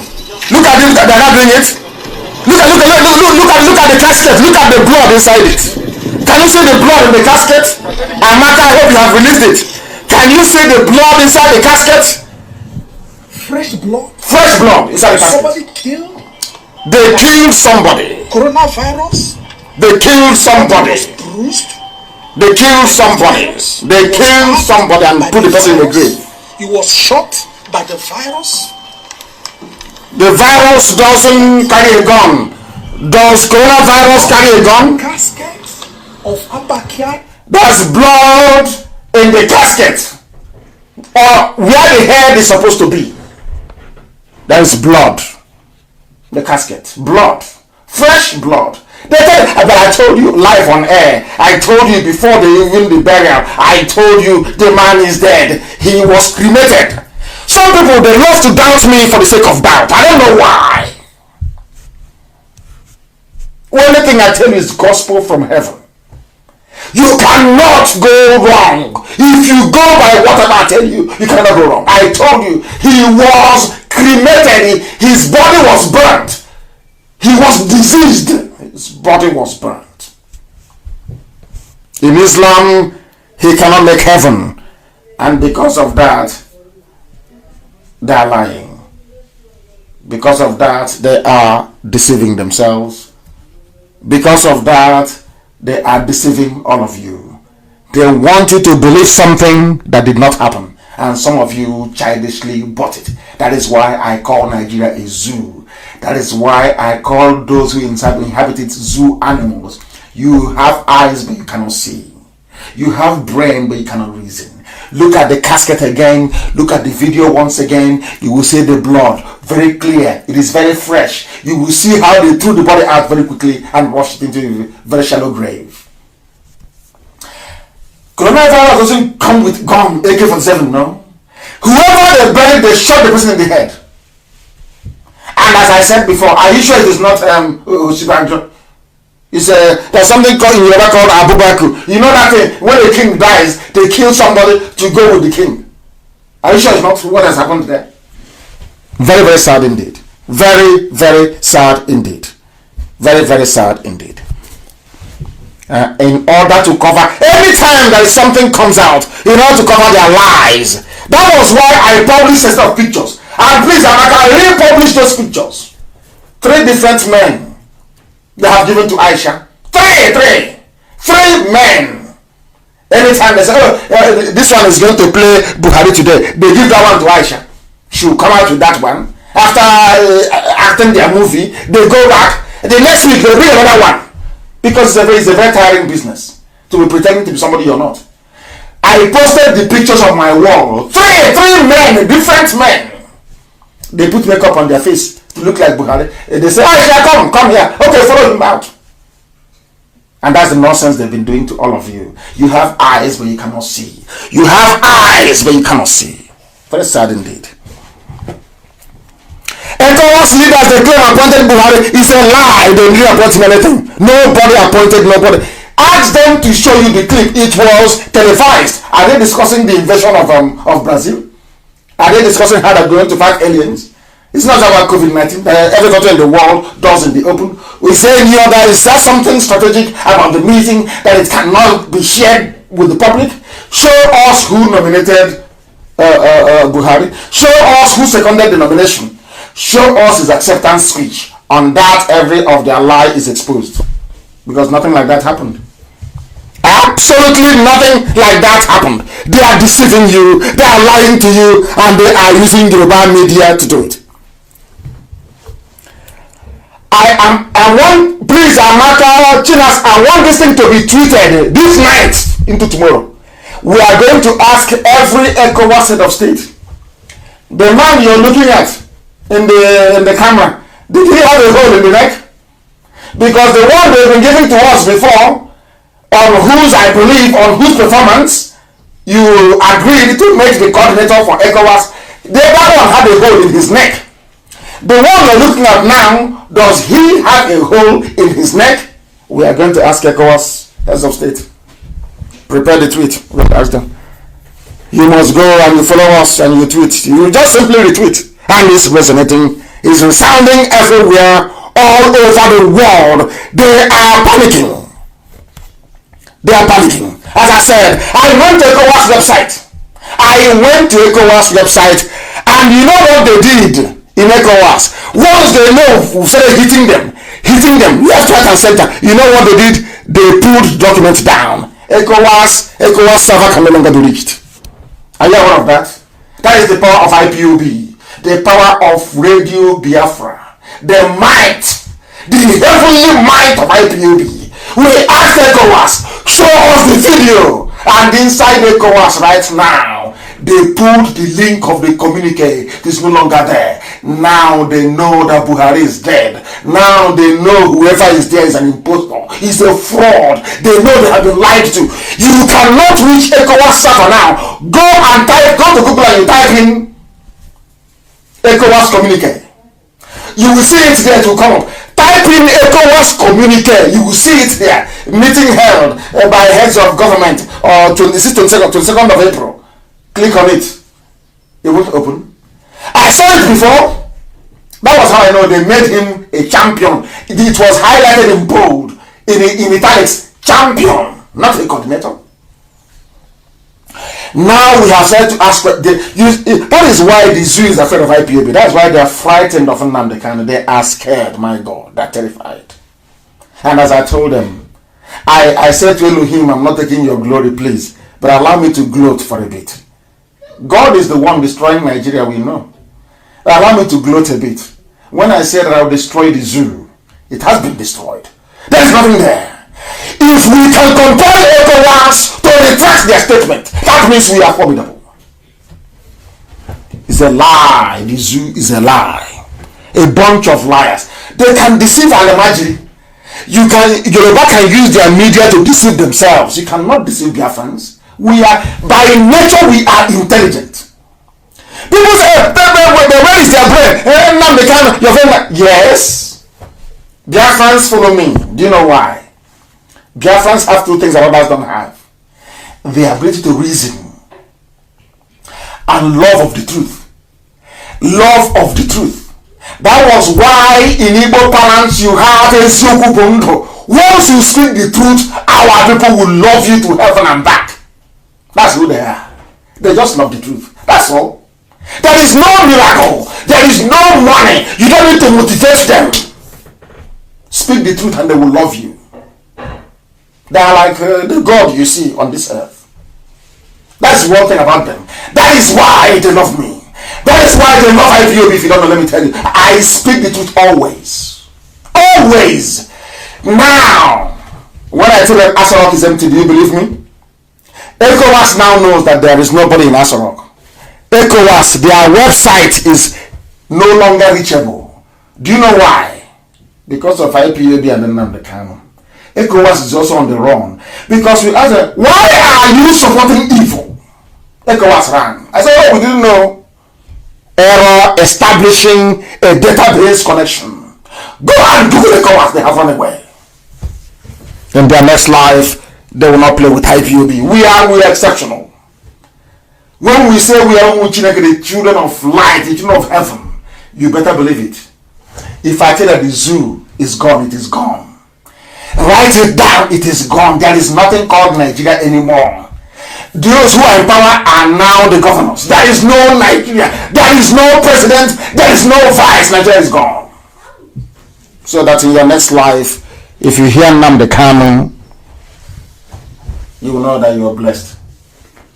You know that you are blessed. They are opposing ECOWAS, and I'm sure even if you ask the chief editor of the colonies, they will deny that rubbish. They wrote about Abakiari. Because people look at me, I am not a journalist. I am not. When I begin to analyze the rubbish they wrote about me, I will tell you how we began. I am not a journalist. But I ask questions. I asked ECOWAS, how come you are allowing somebody with a hole in the neck to claim that he's Buhari? And they went to their website, they quietly took off the communique.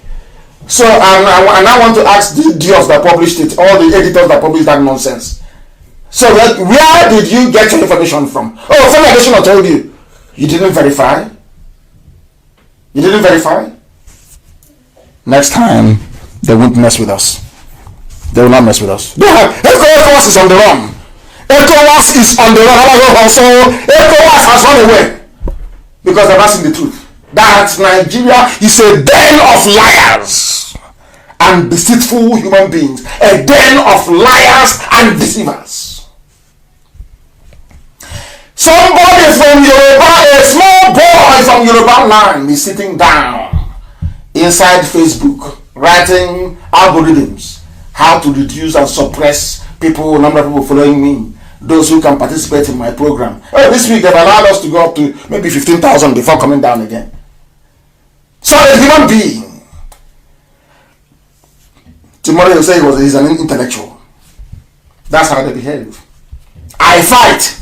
If you want us to be very reasonable and very polished, fine. You want us to speak Queen's English, I'm all for it. You want us to go into the gutter and use broken to squash ourselves, and if before you come into the gutter, I'm already there waiting for you. And inside, we go into the sewage and we play it deaf if that's how you want it. The zoo is gone. We have destroyed the zoo. It's gone. Don't be upset with. I don't want to take the glory that belongs to God. God gets all the glory. Allow me, please. I want to gloat a little bit. I told them I will destroy them with the truth. No bullet yet, oh. That may come later on. No bullet yet. I said I will destroy Nigeria from this pulpit of truth, and it's done. You have no president. Now, even ECOWAS have discovered that you're a bunch of liars, and they have deleted the nonsense that they wrote, calling it a communique. Go and look for it as it is no longer there. It's gone. And now, they are not going to fight again. ECOWAS headquarters, please, it's in outside in Abuja. Put it back. No, the Kanu is on the air. He's telling the people now that you removed it. Put it back on again. That's what they're going to do. Better we've done it. You have seen there is no link to it. It's a lie. It is a lie. Bloody criminals. And some people are doubting me that Nigeria has a government. How can Nnamdi Kanu be saying this? I now want to bring you the latest from inside Asorok. But there is nobody there. Lord have mercy. Lord have mercy. Zoo is gone. And I will never stop thanking Elohim. You see, every day, I remember when I went to Jerusalem, I went to the wall, to the temple built by Solomon, built by King Herod. I went there to pray, and I keep saying to God in heaven. They said, what do you want? I said, I want Biafra. I want nothing else in life. Only Biafra. I don't mind if I sleep outside. I don't need a house. I don't need a car. I need nothing. Just give me Biafra only. And you've done it for me. I said, okay, go, I'll give you Biafra. It's going to be very tough, but I'll give it to you. Remain on the path of truth, and today the zoo is gone. The zoo has collapsed. It has fallen. Never to rise again. It is gone. How do you know it is gone? There's a saying in Igbo language, the one can tell you to use your tongue to count your teeth. We want to use our tongue tonight to count our teeth. And listen very, very carefully, please. Listen carefully. Remember that meeting that they said the governors had with Jubril? They called him Buhari, and I came to on air, and I talked about it. You know what it is? They have changed their tune now. They have changed. Hey, how about they have changed completely? It was no longer Buhari they spoke to. This is the entire governors of the federation coordinating on COVID-19, how to feed people, how to manage their various emergencies. Hey, do you know how I knew? The day I knew that there was absolutely that there actually nobody inside Rock. Well, how was the way that Wike spoke? I knew. You know we have sense. Once Wike spoke, I said, it's over for the zoo. If anyone there, he wouldn't have spoken that way. That governor's meeting, this is somebody they want to make us believe that ECOWAS appointed him as the coordinator. He could not even coordinate his own governors.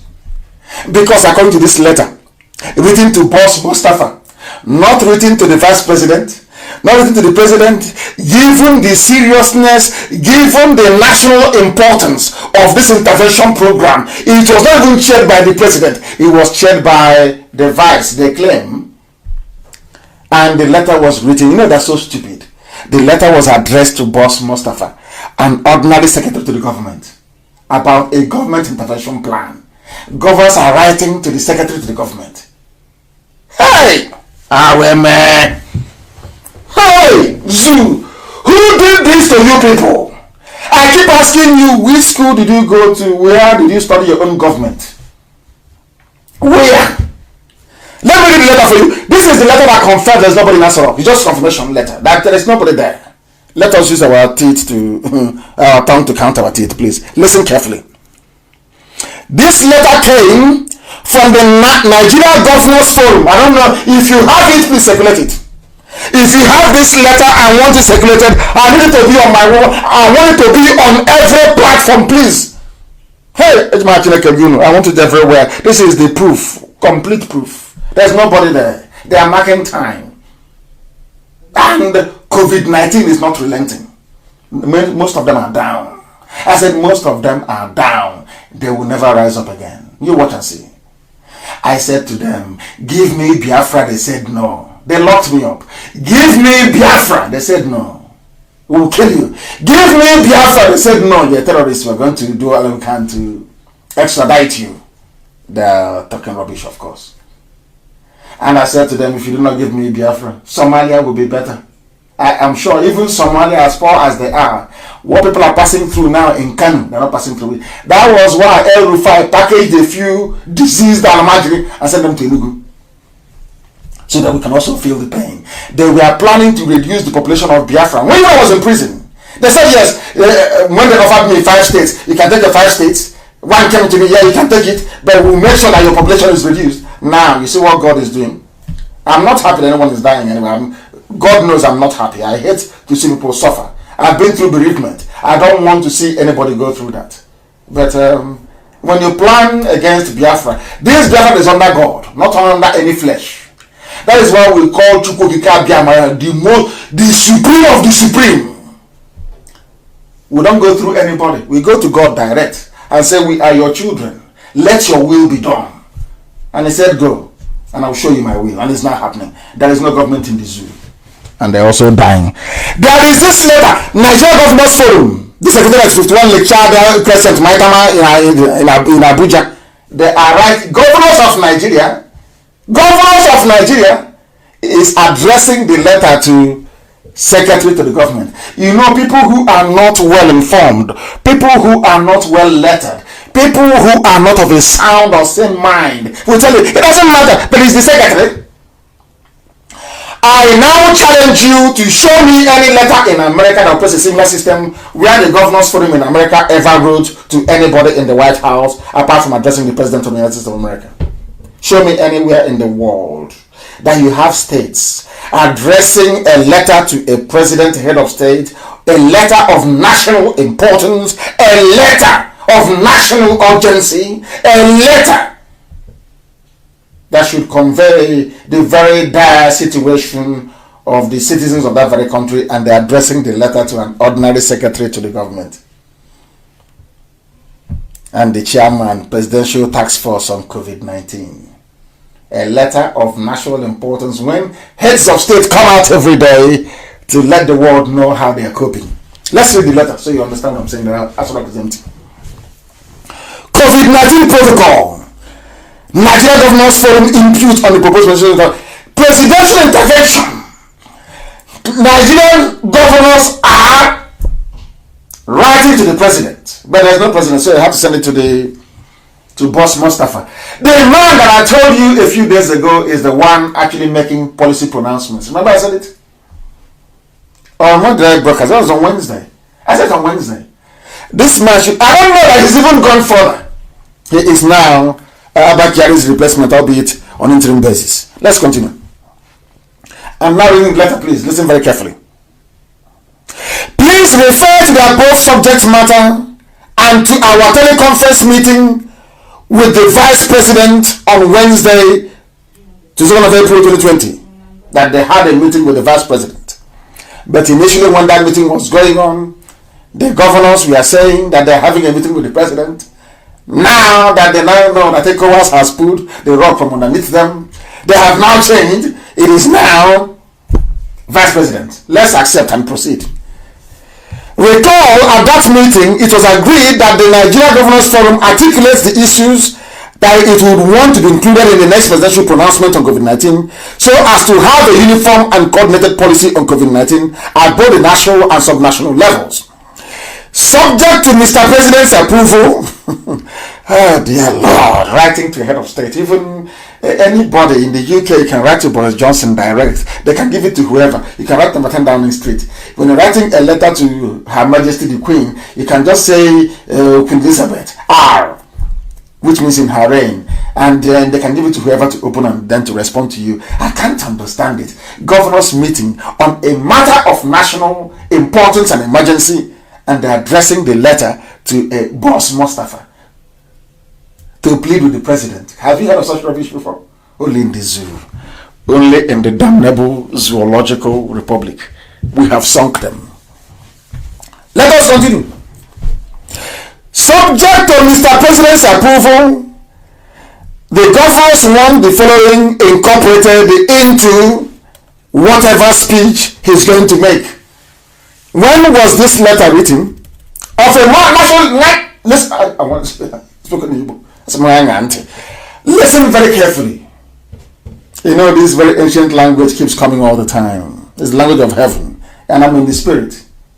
So I need to speak sometimes I speak the very language of heaven. The language that the angels speak before God. This letter was written on the 24th. A letter of national emergency.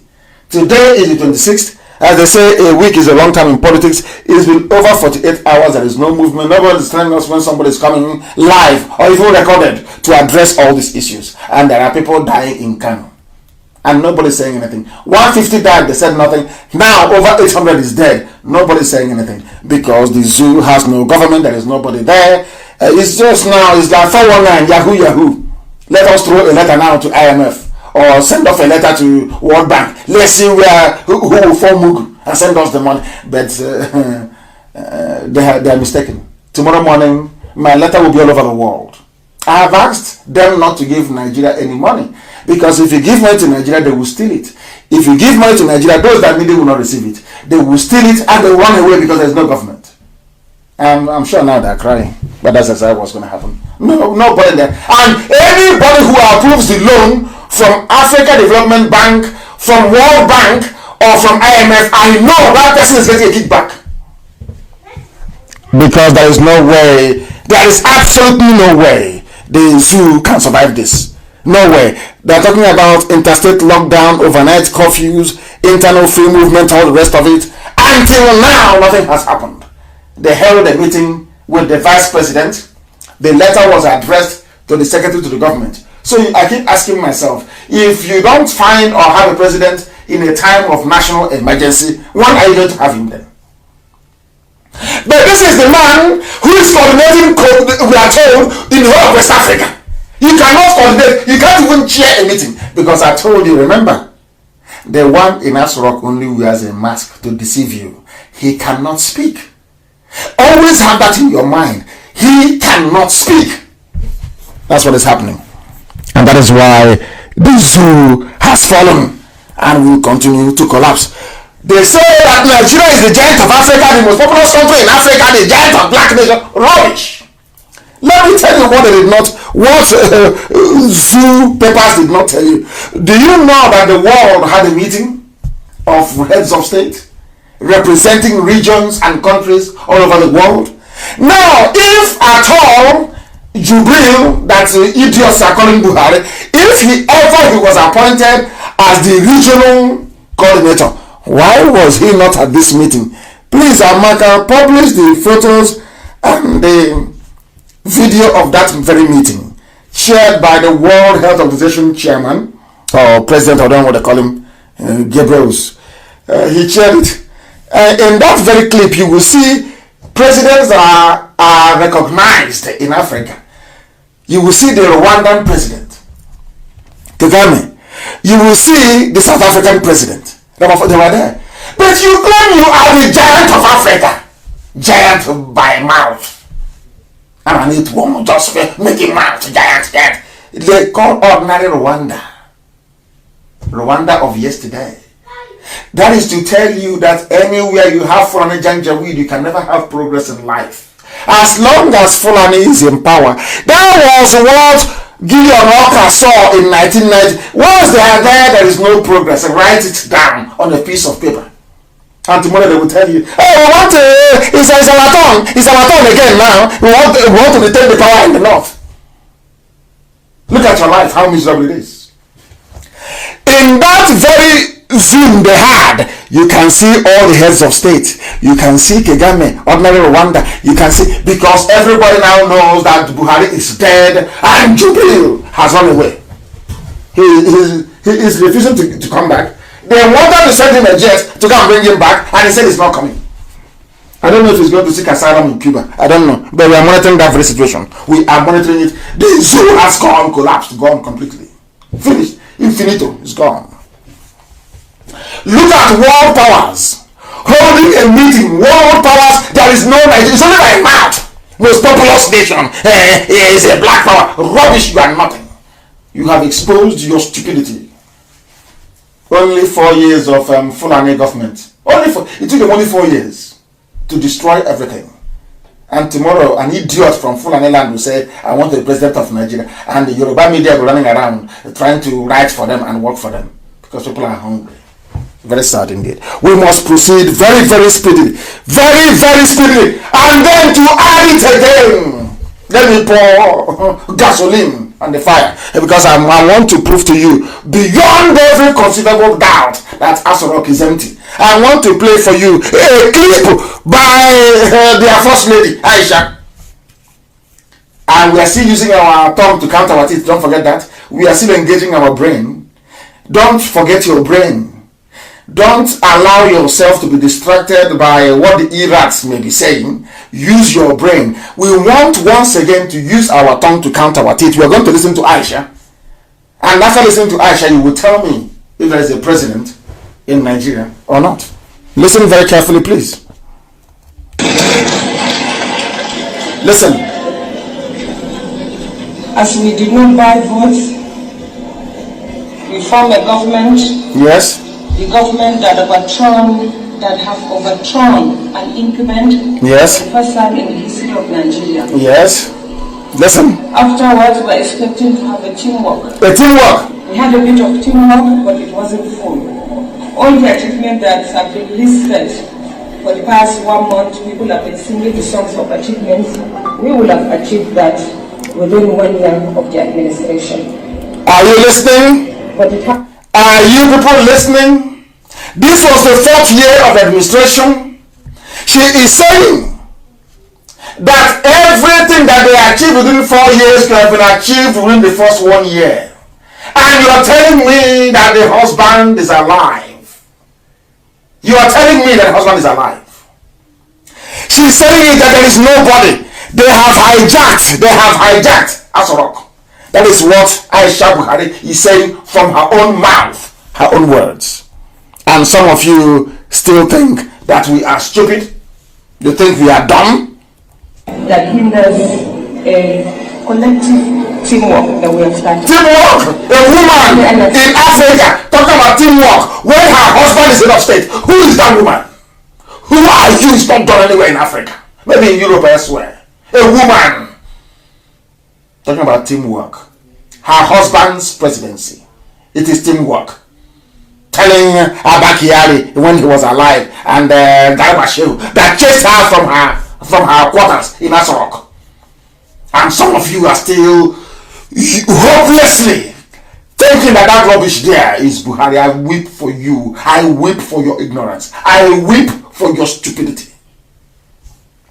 A woman in Africa, a Muslim woman, Islam, talking about teamwork when her husband is alive. Are you deranged? They will take you to the back of the house and they will slaughter you like a ram. That is why you see her with different men all the time.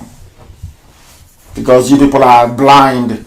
That is why they can bury somebody that was shot dead and dripping blood and tell you Zabakari and you believe them. May God have mercy upon your ignorance. Some of you are so useless, it's untrue. Oh, God forbid. God forbid. This is the evil that Channels TV and Punch and the rest of the Nigerian media have been hiding from you. They cover the truth from you. They make you blind. People read newspapers to be able to advance their understanding of current issues. In the zoo, you read a paper and they blind you even more. They blind you. Chineke Manamabara. Zoological Republic. Even the media. Nobody is safe. Judiciary is corrupt. Media is bad. Government is evil. Pastors are criminals. Everywhere is bad. That is why they think you're like them. That is why they think Nnamdi Kanu is like them. That I serve my people for something because of money. You're insane. I will demolish you in a short while. This is the evil that the zoo have been covering. That is why they keep going back to World Bank. They go to IMF. They go to Africa. They're always asking for loan. Loan after loan. Loan after loan. That is the idiot that will be in charge of ECOWAS. COVID response. Unbelievable. Unbelievable. People think we are daft. But we are not daft. And can never ever be. Not now. Not tomorrow. Not ever. And there's something I want you to distribute this evening. Go and look for it. Chinas, and put it everywhere, please. Put it everywhere. There is a video. It's called Buhari Performs Lesser Hajj. Buhari Performs Lesser Hajj. Ever since Buhari came out of detention. This is Buhari. The dead Buhari. Are you listening? He was in Saudi Arabia performing Lesser Hajj with the wife Aisha when he was alive. And do you know the funniest thing? Surprise, surprise. The last time that any Buhari, a man performed any Hajj, be the big one or the small one, was in the year 2016. The last time President Buhari performed any Hajj in Saudi Arabia was in 2016. From 2016 till now, there have been no Hajj performed by somebody they say is Buhari. And now he's looking younger, he's looking lighter, he's looking fitter. If Buhari can go to if Buhari can go to Hajj when he was a rickety old man, how come now that he's a fine bobo, very young, very fresh, he can no longer go? Does that make sense to you? Buhari was a very deeply religious man. In a bad way, that is. He went to Hajj every blessed year of his life. Every blessed year. Only the 3 years he was in detention he was locked up by Bangida. Always going on Hajj. Now do you see? When was the last time Buhari performed any Hajj? 2016. When did Buhari die? January 17th, 2017. Since then, no more Hajj, be it big Hajj or the small one. And do you know why there's been no Hajj? The only person who can speak is Jubril al-Sudani.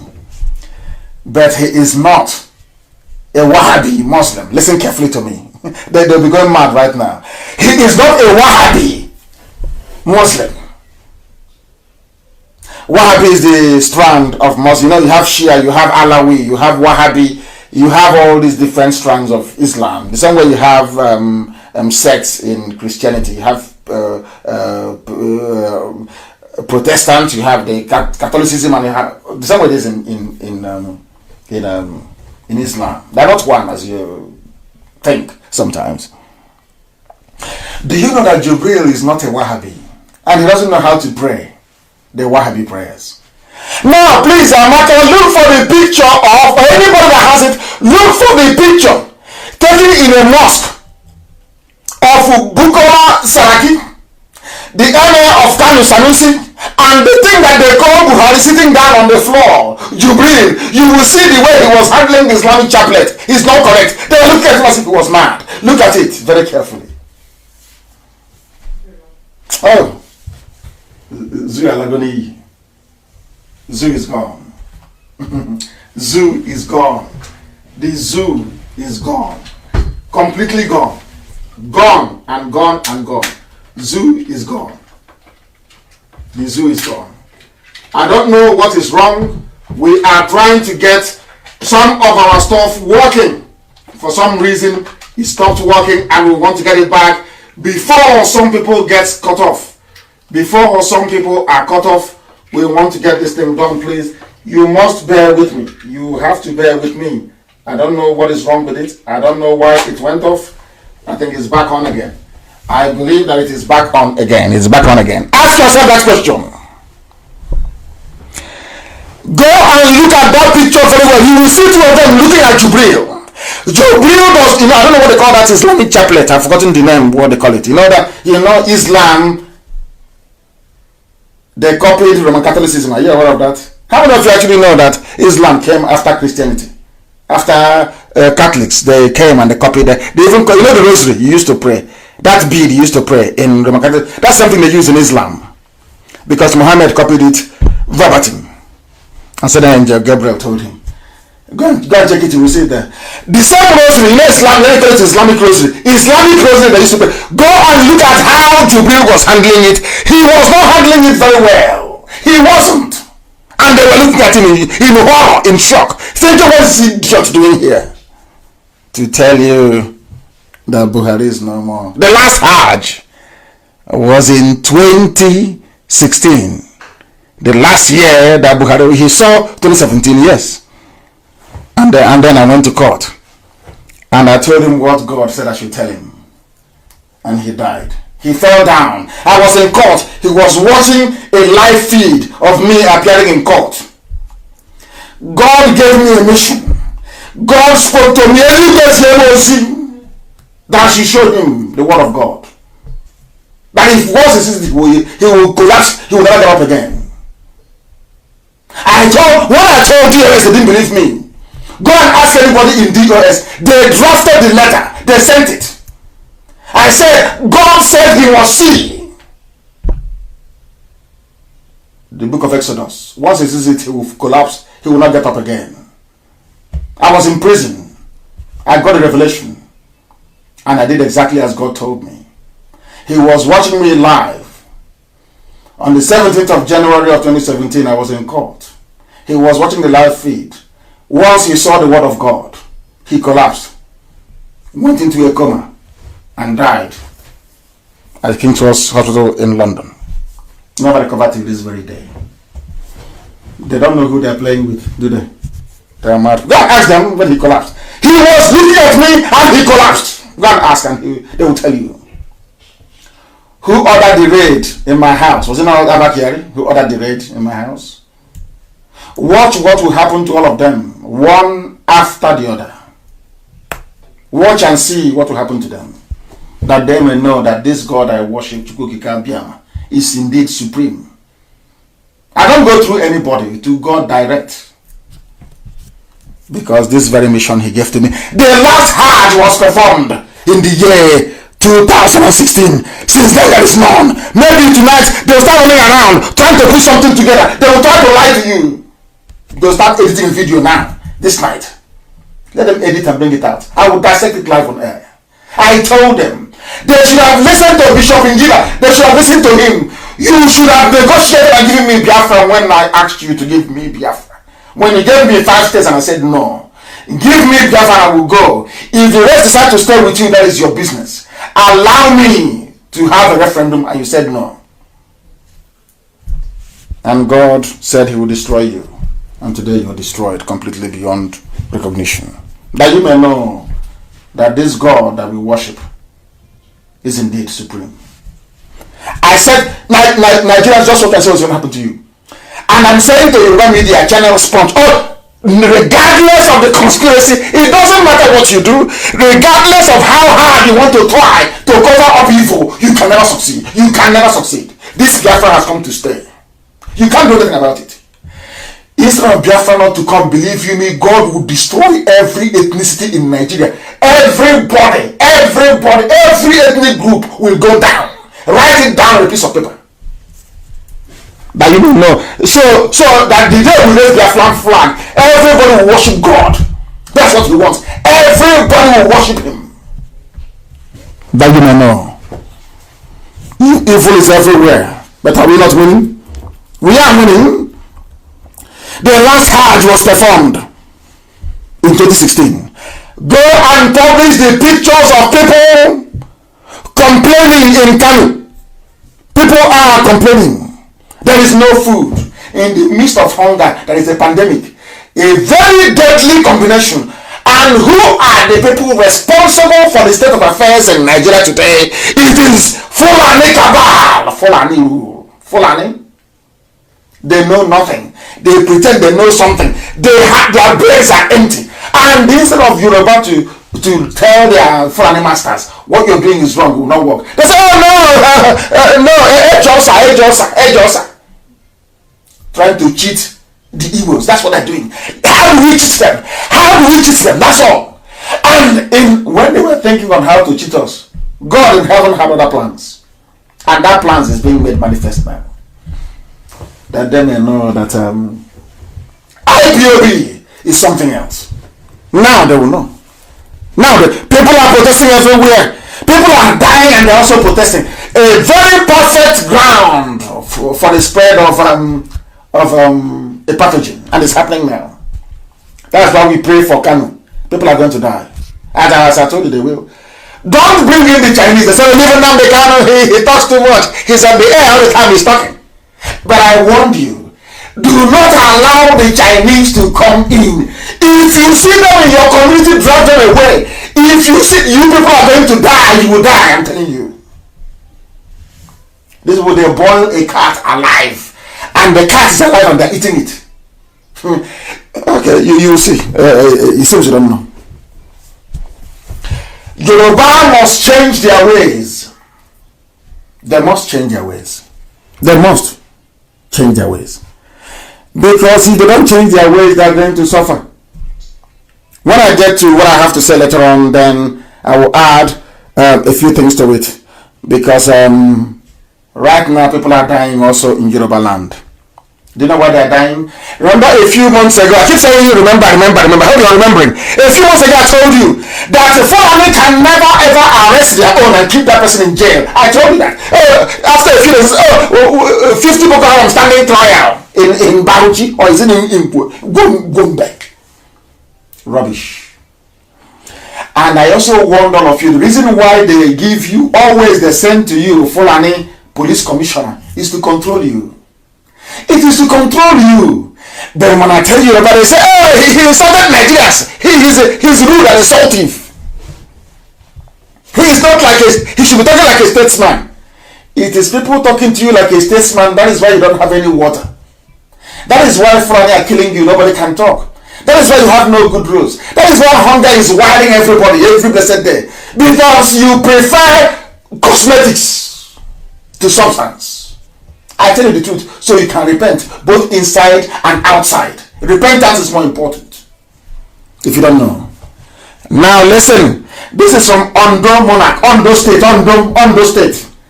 From a traditional line Ondo State, published by the same Punch, the Gota Punch paper. It's the Yoruba news, I will read it. Police have always released any herdsmen arrested for attacking us in Ondo. Now I ask Yoruba, why are you supporting Fulani regime? Why? This is your monarch. A Yoruba monarch is complaining. Every time we arrest them, give them to the police, they always come back. This man is Oba Williams Akin Yemiju. He is the Olugushin of Igushin town in the Akure North local government area of Ondo State. He gave an interview. We arrest them, they attack us, they kill us. We don't want to kill them, we are peaceful. We tell them to police, police release them because they are Fulani. Fulani killers. And when I tell politicians in America that police, army, and that they are working together, they say, oh no, it's directly for water to drink for their cattle. Ondo Monarch. Not IPOB, not news from Biafra, from Yoruba land. And then I ask Yoruba, why are you supporting Fulani? I ask you. Why are you supporting them? You want your people to be dead as well? You want your people to die? Is that what you want? Is that what you want? Fulani people are everywhere killing.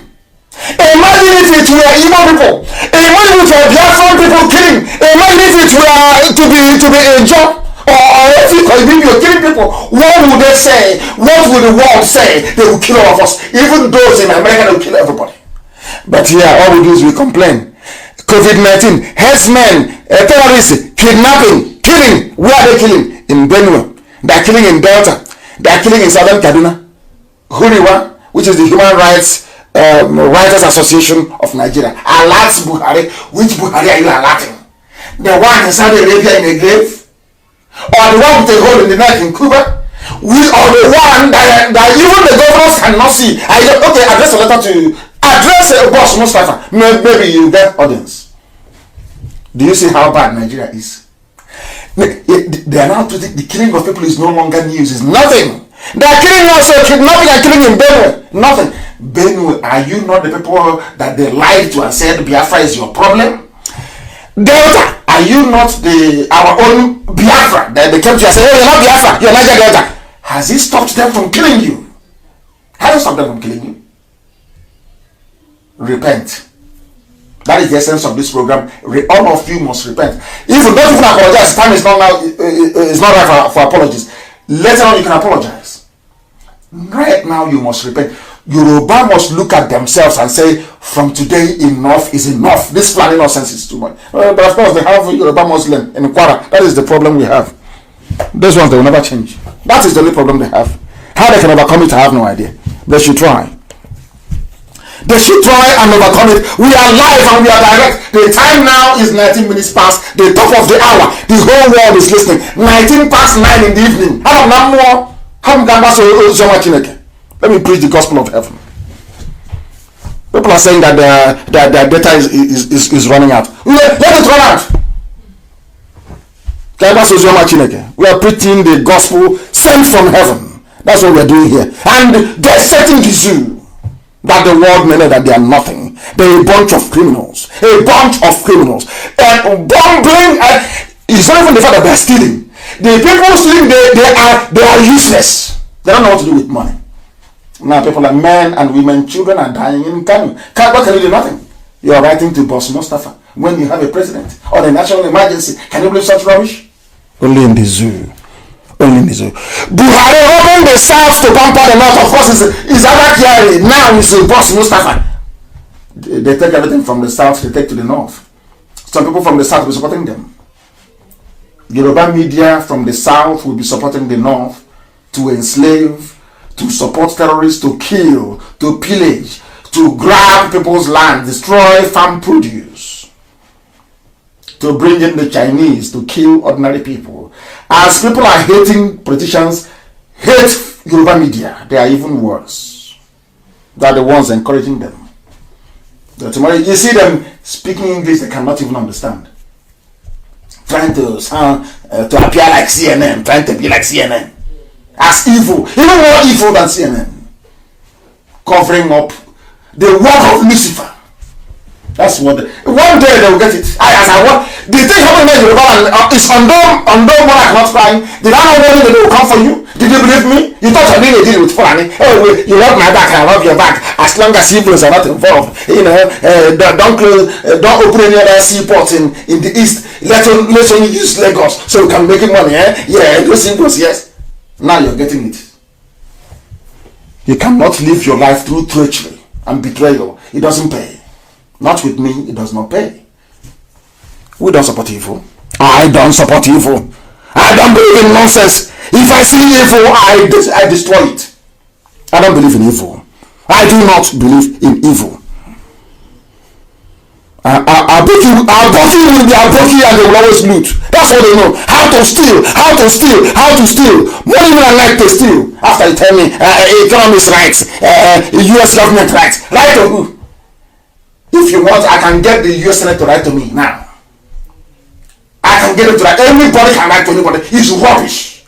They are using it to divert your attention, to make you feel that Abakari is a statesman, without you asking why are they writing about the chief of staff? Who is in office? You don't know.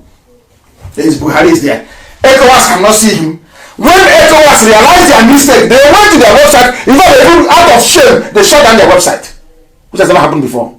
Earlier today it happened. When I told them that you're messing up, this nonsense you're doing is a joke. COVID coordinator indeed. COVID coordinator. People are disgracing themselves. Abakari tried to clean up Nigeria. Clean up Nigeria with 13.9 billion. I'm asking economists, did he try to clean up with 13.9 billion? He was buying broom with it to clean up. All the money he stole from NNPC is to buy broom to sweep the whole place. People deceiving themselves.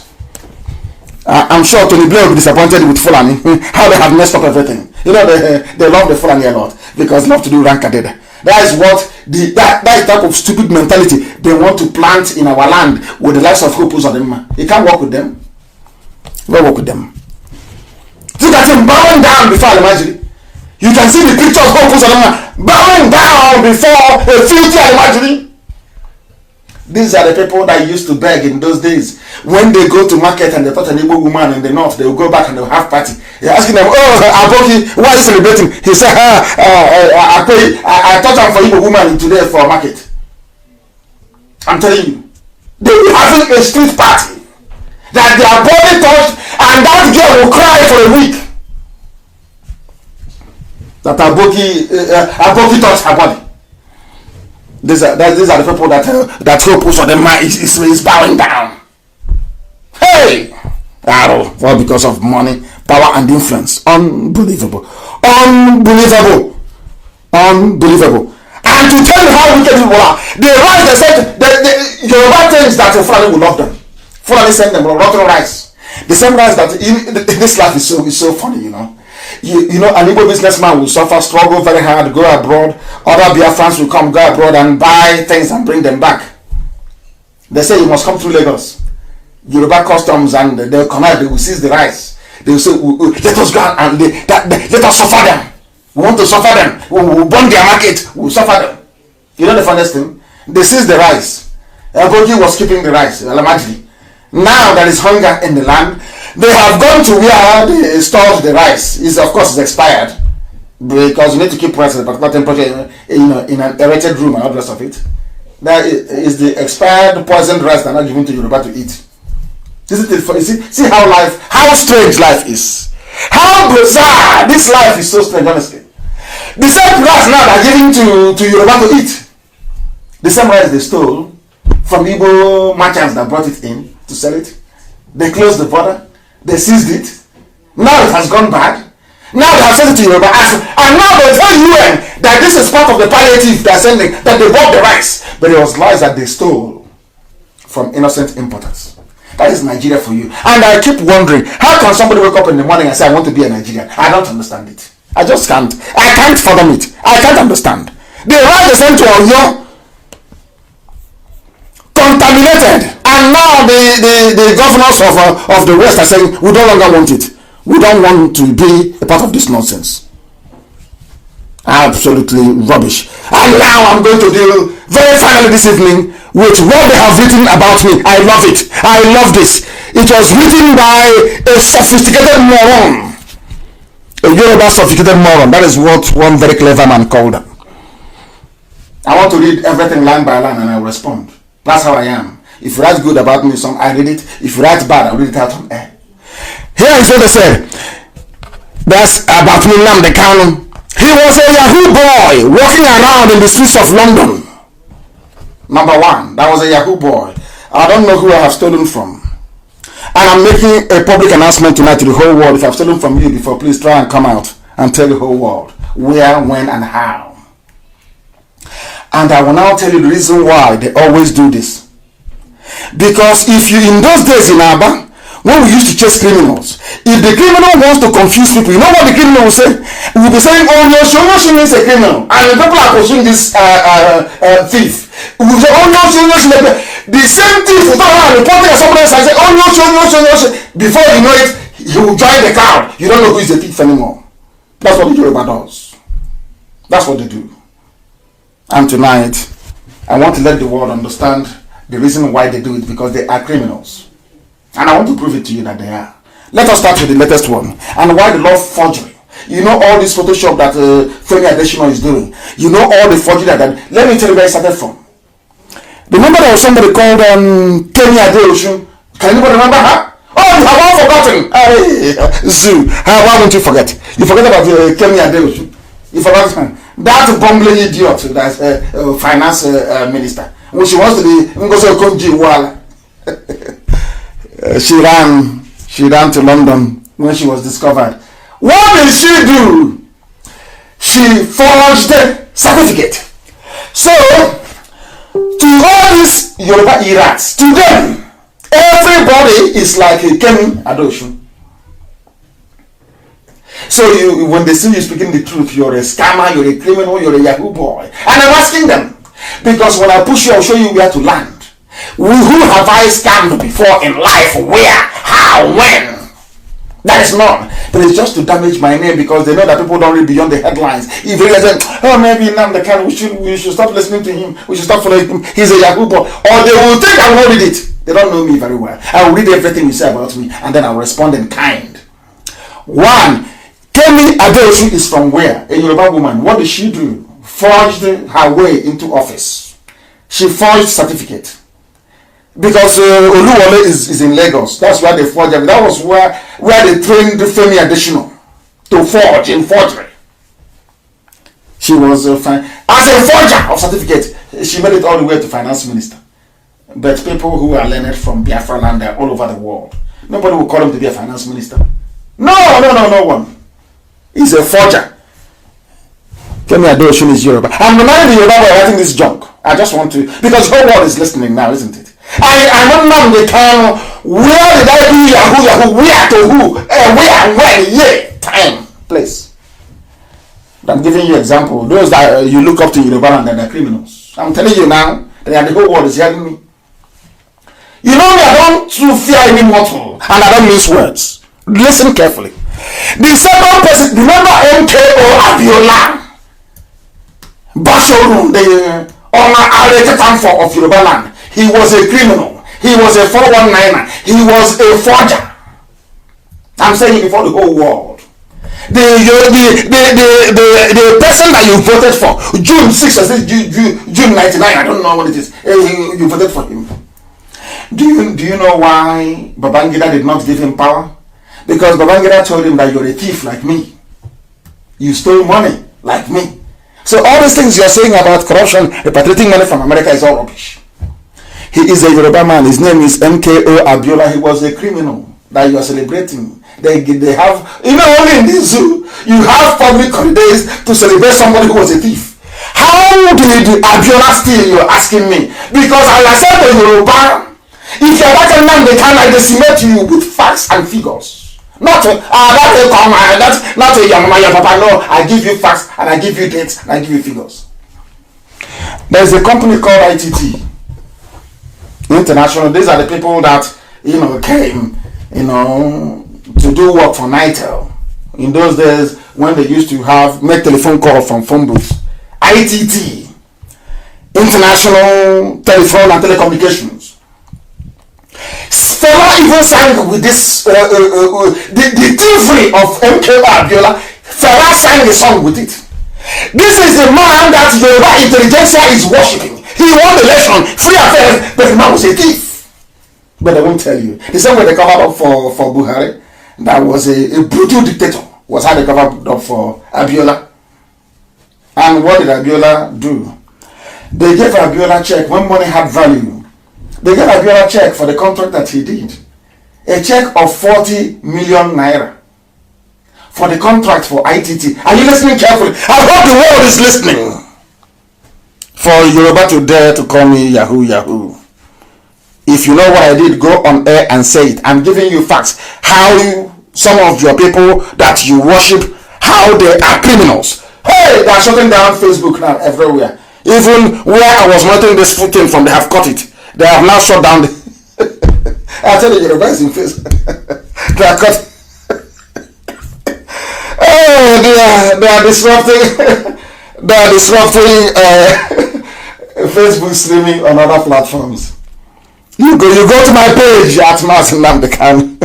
Yoruba is panicking this night. Mad people. Mad. You want to insult me? Calling me Yahoo Yahoo. Hey! I said,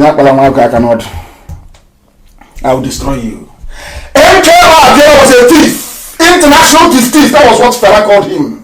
A rogue of international standard. Fela sang a song. International thief, meaning ITC, the company that Abiola owned and executed his contracts through. Contract to provide telecommunications across the whole of Nigeria. Money had value. He was paid 40 million naira. Do you know what this man did? I mean, when money had value. Abiola went to Oluwole, the same place that trained Femi Adesina. So when you see Femi Adesina with Photoshop pictures, don't get surprised, it's in their blood. I'll tell you what happened.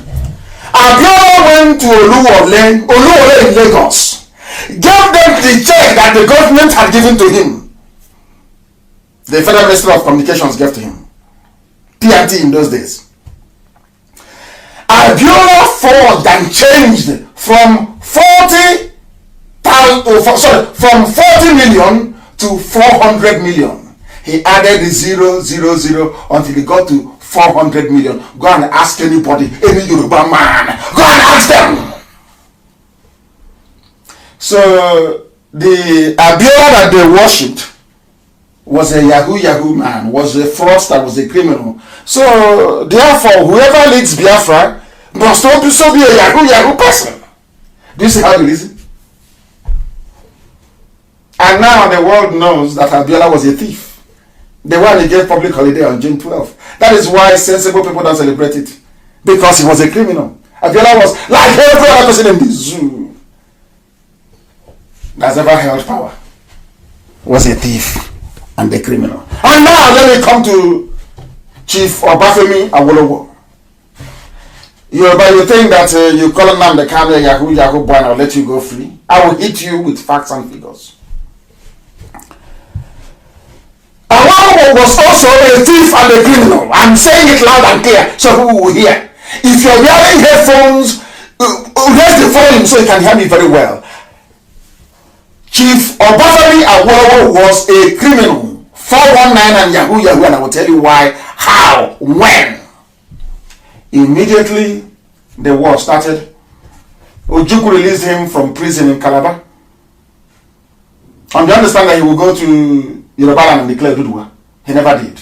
On getting to Lagos, Gowon called him and gave him the vice chairman of the military ruling council. He accepted the only civilian in the history of Africa to hold such a position. A civilian vice president in a military regime. Never heard of. But Yoruba took. He took it, he wanted to spite the Igbos. That's why he took it. He took it. Despite his gentleman's agreement with Ojukwu. Now let me tell you what happened. He not only engineered the starvation, let's leave that to one side. Immediately after the war, he was also the finance minister. What he did was a classic Yahoo 419. Do you know what Awolowo did? Awolowo said to go on, please, in the interest of national cohesion and unity, let us suffer the Igbos more. Every money they have in the account, every Igbo man with money in the account, we are only going to give him 20 naira. 20 pounds. It doesn't matter if you're a millionaire. It doesn't matter if you're a trillionaire or billionaire. No.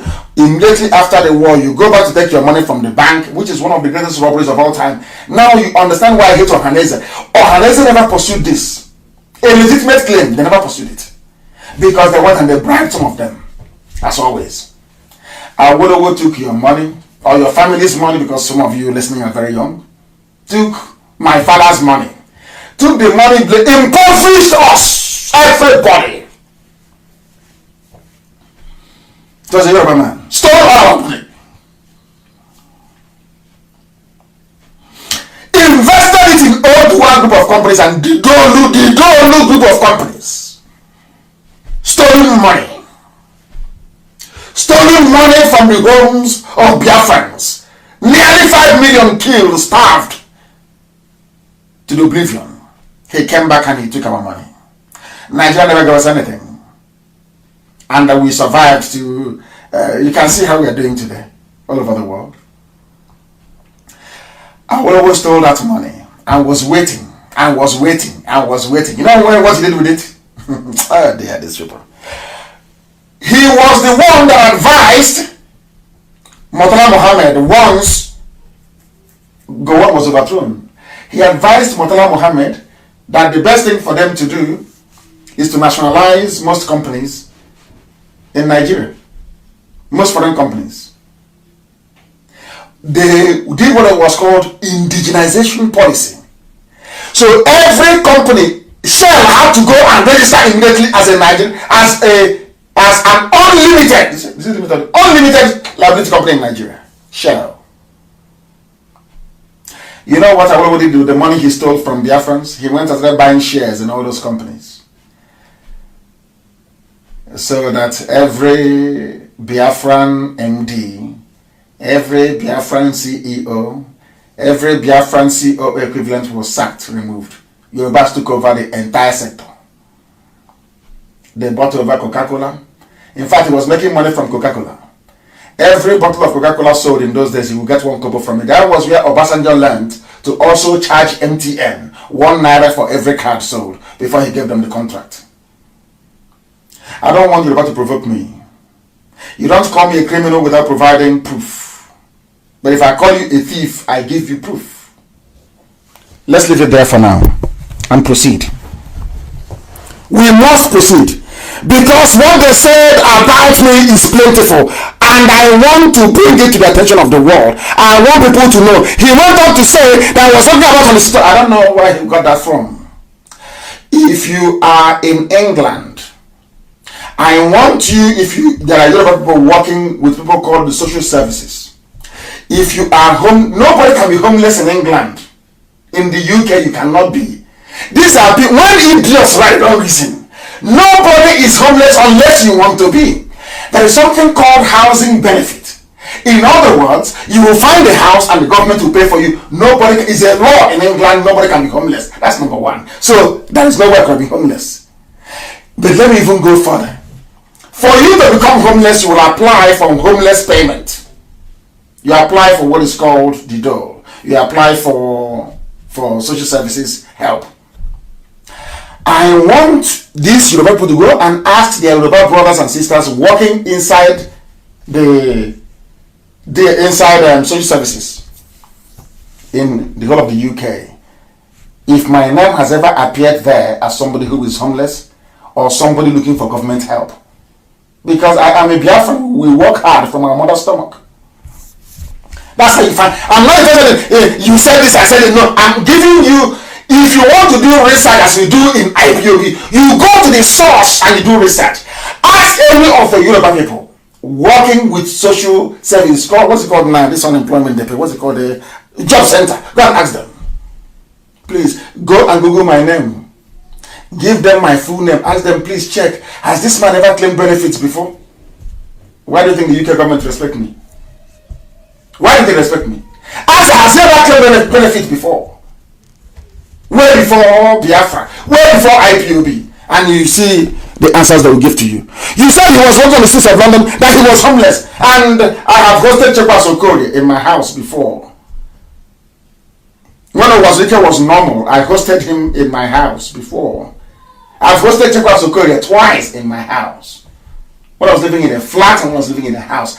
Ask Chekwas Okorie of UPP where he came to when he came to London. Have you been to see Nnamdi Kanu before? Did you eat in his house when he got there? How was his house? Chekwas Okorie will tell you before IPOB, before Radio Biafra.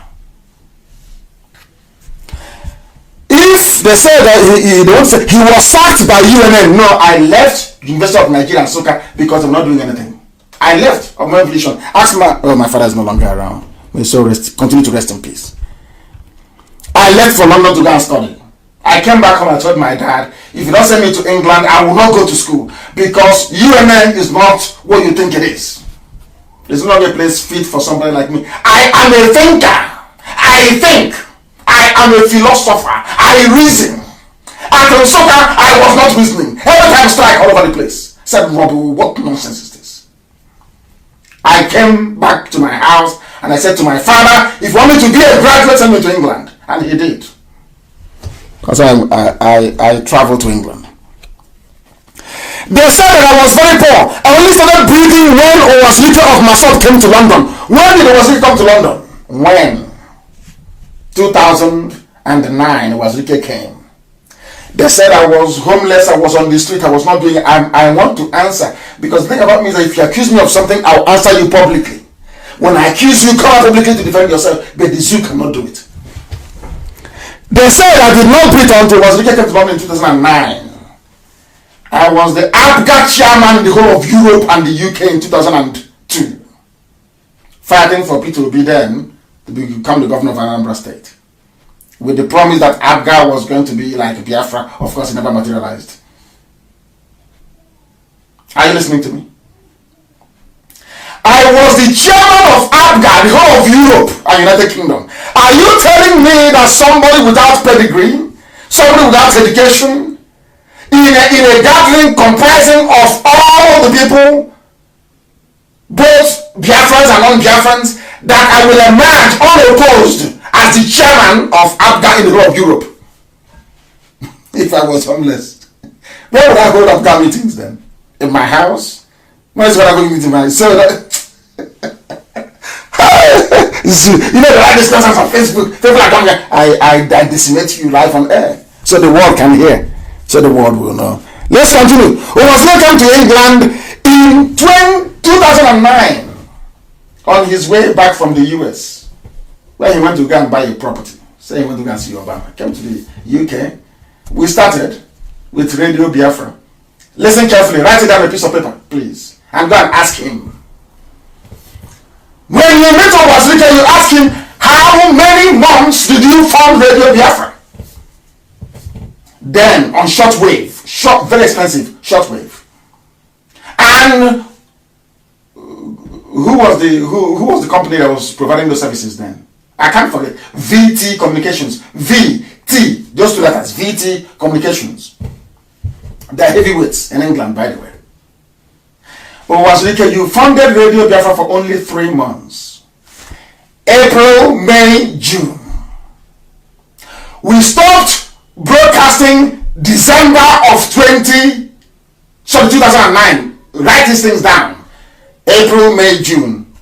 I, Nnamdi Kanu, paid for July, August, September, October, November, December. And I went bankrupt because shortwave then was very, very expensive. I paid, personally paid. When it finished December of 2009, we tried and tried and tried and tried. I went back home to go and tell Owazirike that this radio is very important. And why did he stop it? He stopped it because he felt that Radio Biafra was becoming very powerful. That's all. I revived myself. Thought I was dealing, of course, myself, they're very good people. It's just the leadership that was rotten to the core. And we left them. Never gave us anything. And we survived to, you can see how we are doing today, all over the world. I always stole that money and was waiting, and was waiting, and was waiting. You know what he did with it? Oh dear, this people. He was the one that advised Murtala Muhammad once Gowon was overthrown. He advised Murtala Muhammad that the best thing for them to do is to nationalize most companies in Nigeria. Most foreign companies. They did what was called indigenization policy. So every company, Shell had to go and register immediately as a Nigerian, as an unlimited liability company in Nigeria. Shell. You know what Awolowo did with the money he stole from Biafrans? He went and started buying shares in all those companies. So that every Biafran MD, every Biafran CEO, every Biafran CEO equivalent was sacked, removed. Yorubas took over the entire sector. They bought over Coca-Cola. In fact, he was making money from Coca-Cola. Every bottle of Coca-Cola sold in those days, he would get 1 kobo from it. That was where Obasanjo learned to also charge MTN 1 naira for every card sold before he gave them the contract. I don't want Yoruba to provoke me. You don't call me a criminal without providing proof. But if I call you a thief, I give you proof. Let's leave it there for now and proceed. We must proceed. Because what they said about me is plentiful, and I want to bring it to the attention of the world. I want people to know. He went on to say that I was talking about constitution. I don't know where he got that from. If you are in England, I want you, there are a lot of people working with people called the social services. If you are home, nobody can be homeless in England. In the UK, you cannot be. These are people, when idiots write wrong reason, nobody is homeless unless you want to be. There is something called housing benefit. In other words, you will find a house and the government will pay for you. Nobody is a law in England, nobody can be homeless. That's number one. So there is nowhere can be homeless. But let me even go further. For you to become homeless, you will apply for homeless payment. You apply for what is called the dole. You apply for social services help. I want these Yoruba people to go and ask their Yoruba brothers and sisters working inside social services in the whole of the UK, if my name has ever appeared there as somebody who is homeless or somebody looking for government help. Because I am a Biafran, we work hard from our mother's stomach. That's how you find. I'm not interested in, you said this, I said it. No, I'm giving you, if you want to do research as we do in IPOB, you go to the source and you do research. Ask any of the Yoruba people working with social service, what's it called now, this unemployment depot, what's it called, the job center. Go and ask them. Please, go and Google my name. Give them my full name. Ask them, please check. Has this man ever claimed benefits before? Why do you think the UK government respect me? Why do they respect me? Ask, has he ever claimed benefits before? Way before Biafra. Way before IPOB. And you see the answers they will give to you. You said he was working on the streets of London, that he was homeless. And I have hosted Chekwa Sokori in my house before. When Owazike was normal, I hosted him in my house before. I've hosted Chekwa Sokori twice in my house. When I was living in a flat and when I was living in a house. Ask Chekwa Sokori of UPP where he came to when he came to London. Have you been to see Nnamdi Kanu before? Did you eat in his house when he got there? How was his house? Chekwa Sokori will tell you before IPOB, before Radio Biafra. If they say that he was sacked by UNN, no, I left University of Nigeria and Soka because I'm not doing anything. I left of my volition. Ask my father is no longer around. May so continue to rest in peace. I left for London to go and study. I came back home and told my dad, if you don't send me to England, I will not go to school because UNN is not what you think it is. There's not a place fit for somebody like me. I am a thinker. I think. I am a philosopher. I reason. At Osaka, I was not reasoning. Every time strike all over the place. I said, Robbie, what nonsense is this? I came back to my house and I said to my father, if you want me to be a graduate, send me to England. And he did. Because I traveled to England. They said that I was very poor. I only started breathing when Owasrika of Masot came to London. When did Owasrika come to London? When? 2009, Owasrika came. They said I was homeless, I was on the street, I was not doing it. I want to answer. Because the thing about me is that if you accuse me of something, I'll answer you publicly. When I accuse you, come out publicly to defend yourself. But the zoo cannot do it. They said I did not do it until Owasrika came to London in 2009. I was the ABGA chairman in the whole of Europe and the UK in 2002. Fighting for Peter Obi then to become the governor of Anambra State. With the promise that ABGA was going to be like Biafra. Of course, it never materialized. Are you listening to me?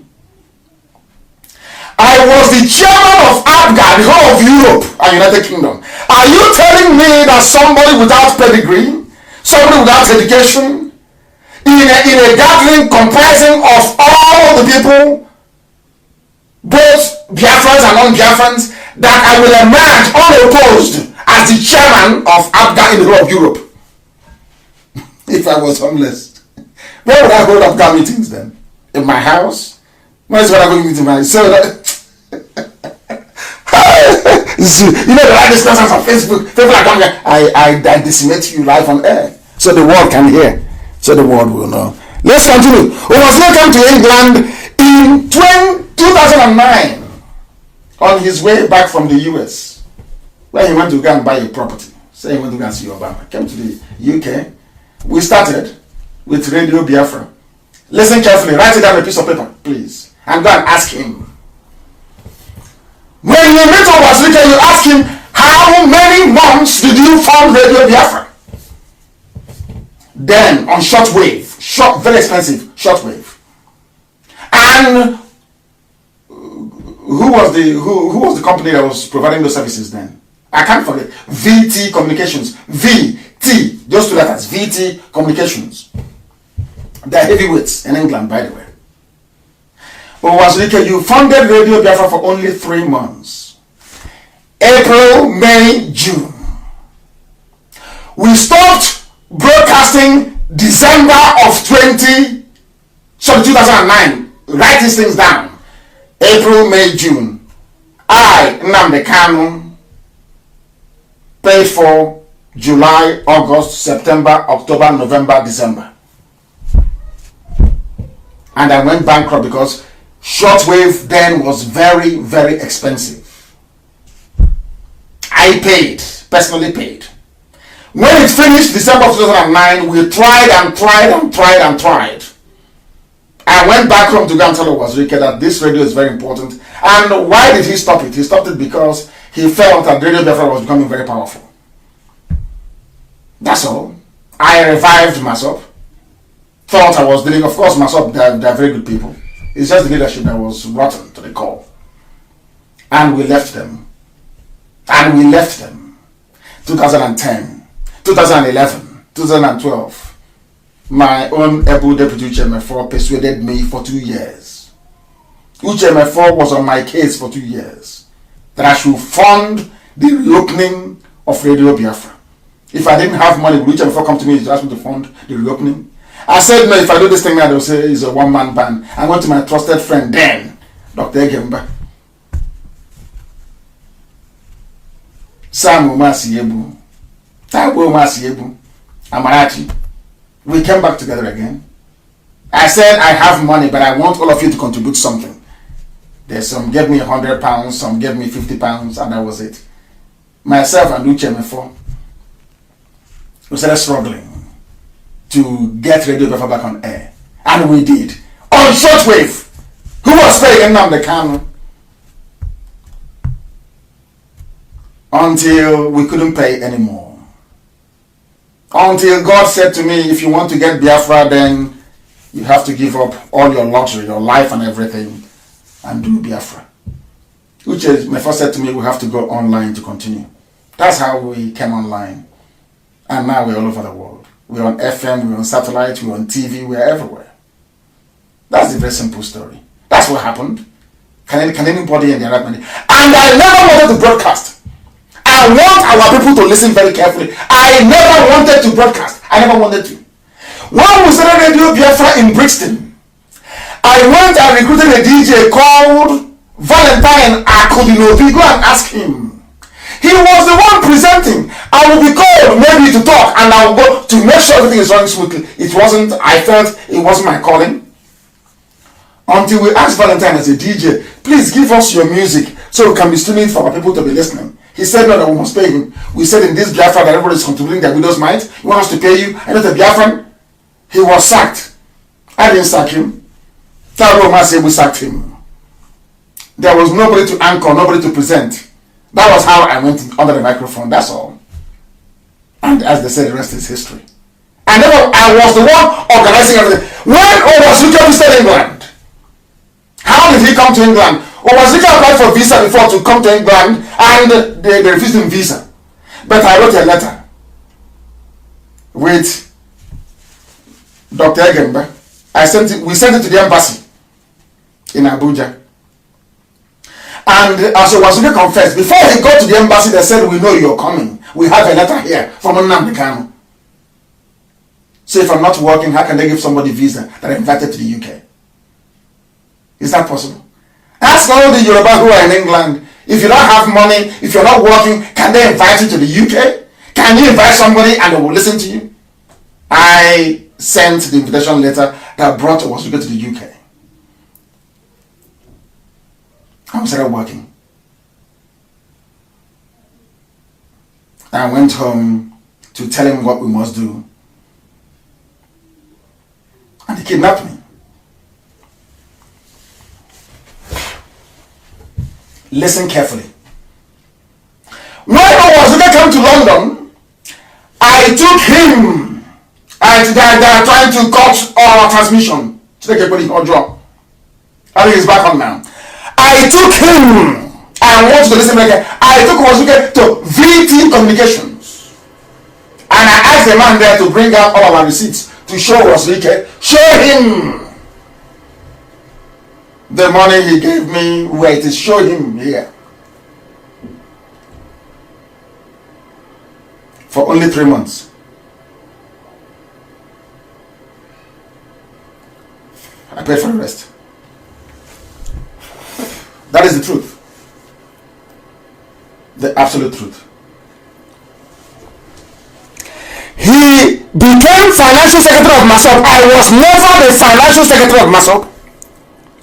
They said I embezzled funds. Which fund did I embezzle? Who gave me the funds? Where, when, how?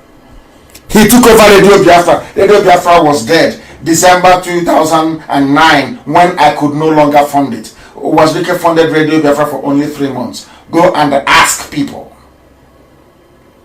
Only 3 months. I funded the rest. When we went back again on air in 2012, we went through people called WRN. When my money ran out, we went online. As simple as that. God said, this gospel you must preach. And we did. That's what happened. And heaven is my witness. I was no financial secretary to anybody. He said he took over the radio. He had no money. They said, I am the owner of Alpha Phoenix Consulting Limited. I have been paying tax to Her Majesty's government for years. It's my company, I own it. It's a consultancy firm. It's still at the company's house till tomorrow morning. It's called Alpha Phoenix Consulting UK Limited. Go and find it, it is there. You will see my name as the director and Dr. Egemba as the secretary. We own it. And we pay tax. If you don't make money, you cannot pay tax in the UK. And I paid tax for years. If you want to know the job that I did, ask those that know me. Ask Dr. Egemba to tell you one of the titles of the job that I held when I did paid work or when I worked for people. They will tell you. I manage white people, not blacks. I was at managerial level. Ask them. Ask them. They will tell you. It was somebody that went to a company I used to work for and said that I breached fiduciary, that I secured a very lucrative contract for my brother's company, Case Estate Services Limited, that was run by my younger brother in England. It was a Biafran that went and told the company that this very company, there was nothing wrong, that this company is doing so well, with annual turnover of £250,000 every year. In those days, that Nnamdi Kanu is the brother. When we took them to court, they said that I am a senior manager in the company, and because of that I should have told them that my brother has an interest in Case Estate Services Limited. I'm giving you facts, and the people are writing rubbish. Every idiots come up with that nonsense online. I tell you who I am. Are you going to tell me who you are? Mad people everywhere. Mad people everywhere. They said in 2015, Jordan gave Nnamdi Kanu $2 million. If anybody that listened in 2015, I said do not vote. I called Jonathan a fool. I was the one that said that I want Buhari because Elohim gave me revelation. The person that will lead you into Biafra is Buhari, not Jonathan. How? Because Buhari will be so clueless and so evil that the circumstance surrounding the events of Biafra will become so apparent. This one is saying that Jonathan gave me $2 million. Go listen to my broadcast, it's still there. On the eve of that very election, it's still there. They don't even listen. He quickly changed the agenda of Maso by creating Igbo awareness to attack Buhari and PDP opponents. Another fool writing. Now let me tell you something I've never said before live on air. I have worked with Yorubas before in England. Anybody who is aware would know about a group called Concerned Nigerians. When we were fresh graduates, we thought somehow that things are going to get better for everybody. Let's go to Africa and build a dream African nation. They said Concerned Nigerians. Oh dear me. This was happening around, no, I wasn't actually a fresh graduate then, we were in London working. We used to go to meeting in a place in Bristol. In 1999, they sent me home. Igbo Nation will send me home in collaboration with Concerned Nigerians that had everybody in it, including a very famous Yoruba army general. To send me home, I went home. Our brief was very simple: to stop the election by every means possible, so there will be chaos. And what they wanted was sovereign national conference, so people can come together and discuss how the country is going to be. I hope people are following this very story that I'm giving this evening. Do you know what happened? I was sent to travel home. I traveled home. And as soon as they brought out two Yoruba men, Olufalaye and Obasanjo, these very generals stopped contacting me. Are you listening? Stopped contacting me. So, right, it is them, left, it is them. That was the end of it. Ask people, they will tell you. So it's not today that we started this very journey. To free the people. To free everybody. Biafran's priority to free everybody else. It's not today we started. Not today. Then he also said here that the fire show was providing him with it's not a fire show. No one like me. That's why they're holding Oshibaji as well. He's giving me information. Nobody gives me anything. Comes straight from heaven. Revelation. That's why everything I say comes to pass. They say I am drunk with power. I love my people. If you know how much I love Biafra, you cannot say such nonsense to me. That I'm drunk. You don't know how much I love. You have no idea what I am prepared to give for Biafra. You have no clue. If you don't know me, they said he doesn't have a house. He was homeless. Hey, these people are so useless. If you're a Yoruba person, oh my goodness, why is this thing behaving like this? Why are they trying to cut this program? Why? I want to cut this program. I don't know what's wrong with them. Listen carefully, please. Listen very, very carefully. They said he has no house. He was homeless. He has no house. That's what they claim. If you know anybody who is Yoruba and who is into conveyancing, or a lawyer in the UK, ask them to use my name once again to do a search to see if I own a property in London or not, and when I bought that very property. Because every piece of land you own, because after all a house is a land as well, is registered with the land registry in the UK. And if you go to the land registry of the UK, you will see my name there. And you will see the year that I bought my property. And then you will be able to know. You will be able to know that all the nonsense you're writing is pure crap. You're saying it because you know that Biafra is getting traction. And you want to confuse yourself and not the people. I never met Governor Fayose one-on-one before in my life. He came to court to see me. We spoke on the phone. He congratulated me when I came out, and that was the end of it. He said I'm power drunk. I've never done any work in my life. How was I able to fund Radio Biafra? How did I manage to pay for our leader's hotel room when he came at Millennium Hotel in Kensington in 2002? I paid for it. I booked the room where Ojukwu stayed, and I paid for it with my card. So if you're not working, oh, these people are mad. They said now Nnamdi Kanu is worth over £10 million. Do you know why they said this? They said the reason why they propagate this falsehood is so people will say, oh, as our leader, you have money already, so there's nothing for us to contribute anymore to IPOB and what you're doing. They are playing on your intelligence. They know how our people react when it comes to money. They are playing on our intelligence. They want people to believe that if I have $10 million, believe you me? No, not up to that. You want me to tell you how much we have? I won't tell you either.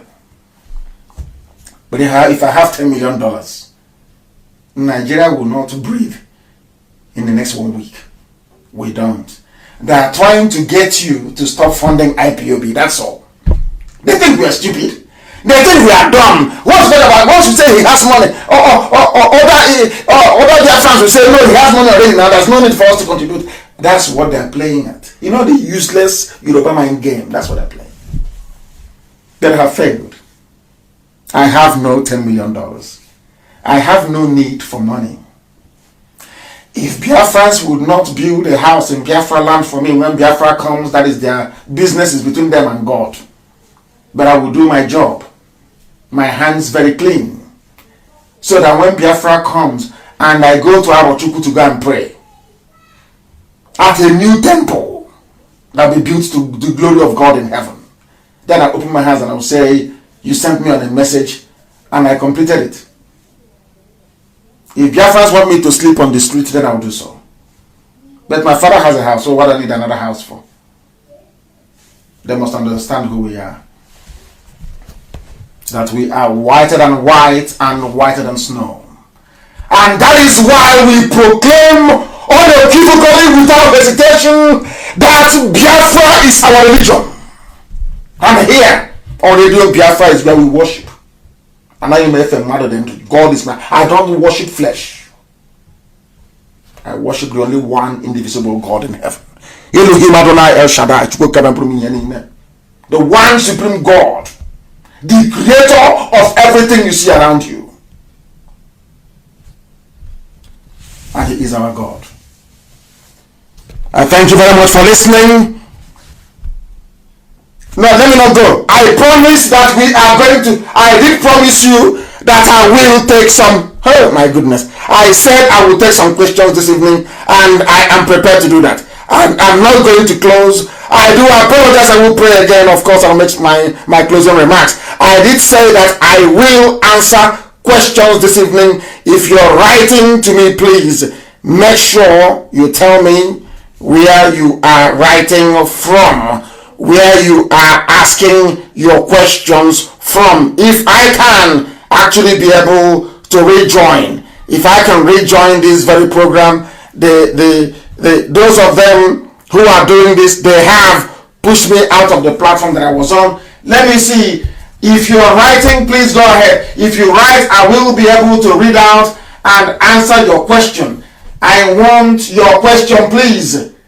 I can't see any questions here. There is no question. I can't see. I want people to ask me a question. Anything at all you want to ask. I want to ask a question. Somebody should ask me a question, please. A question.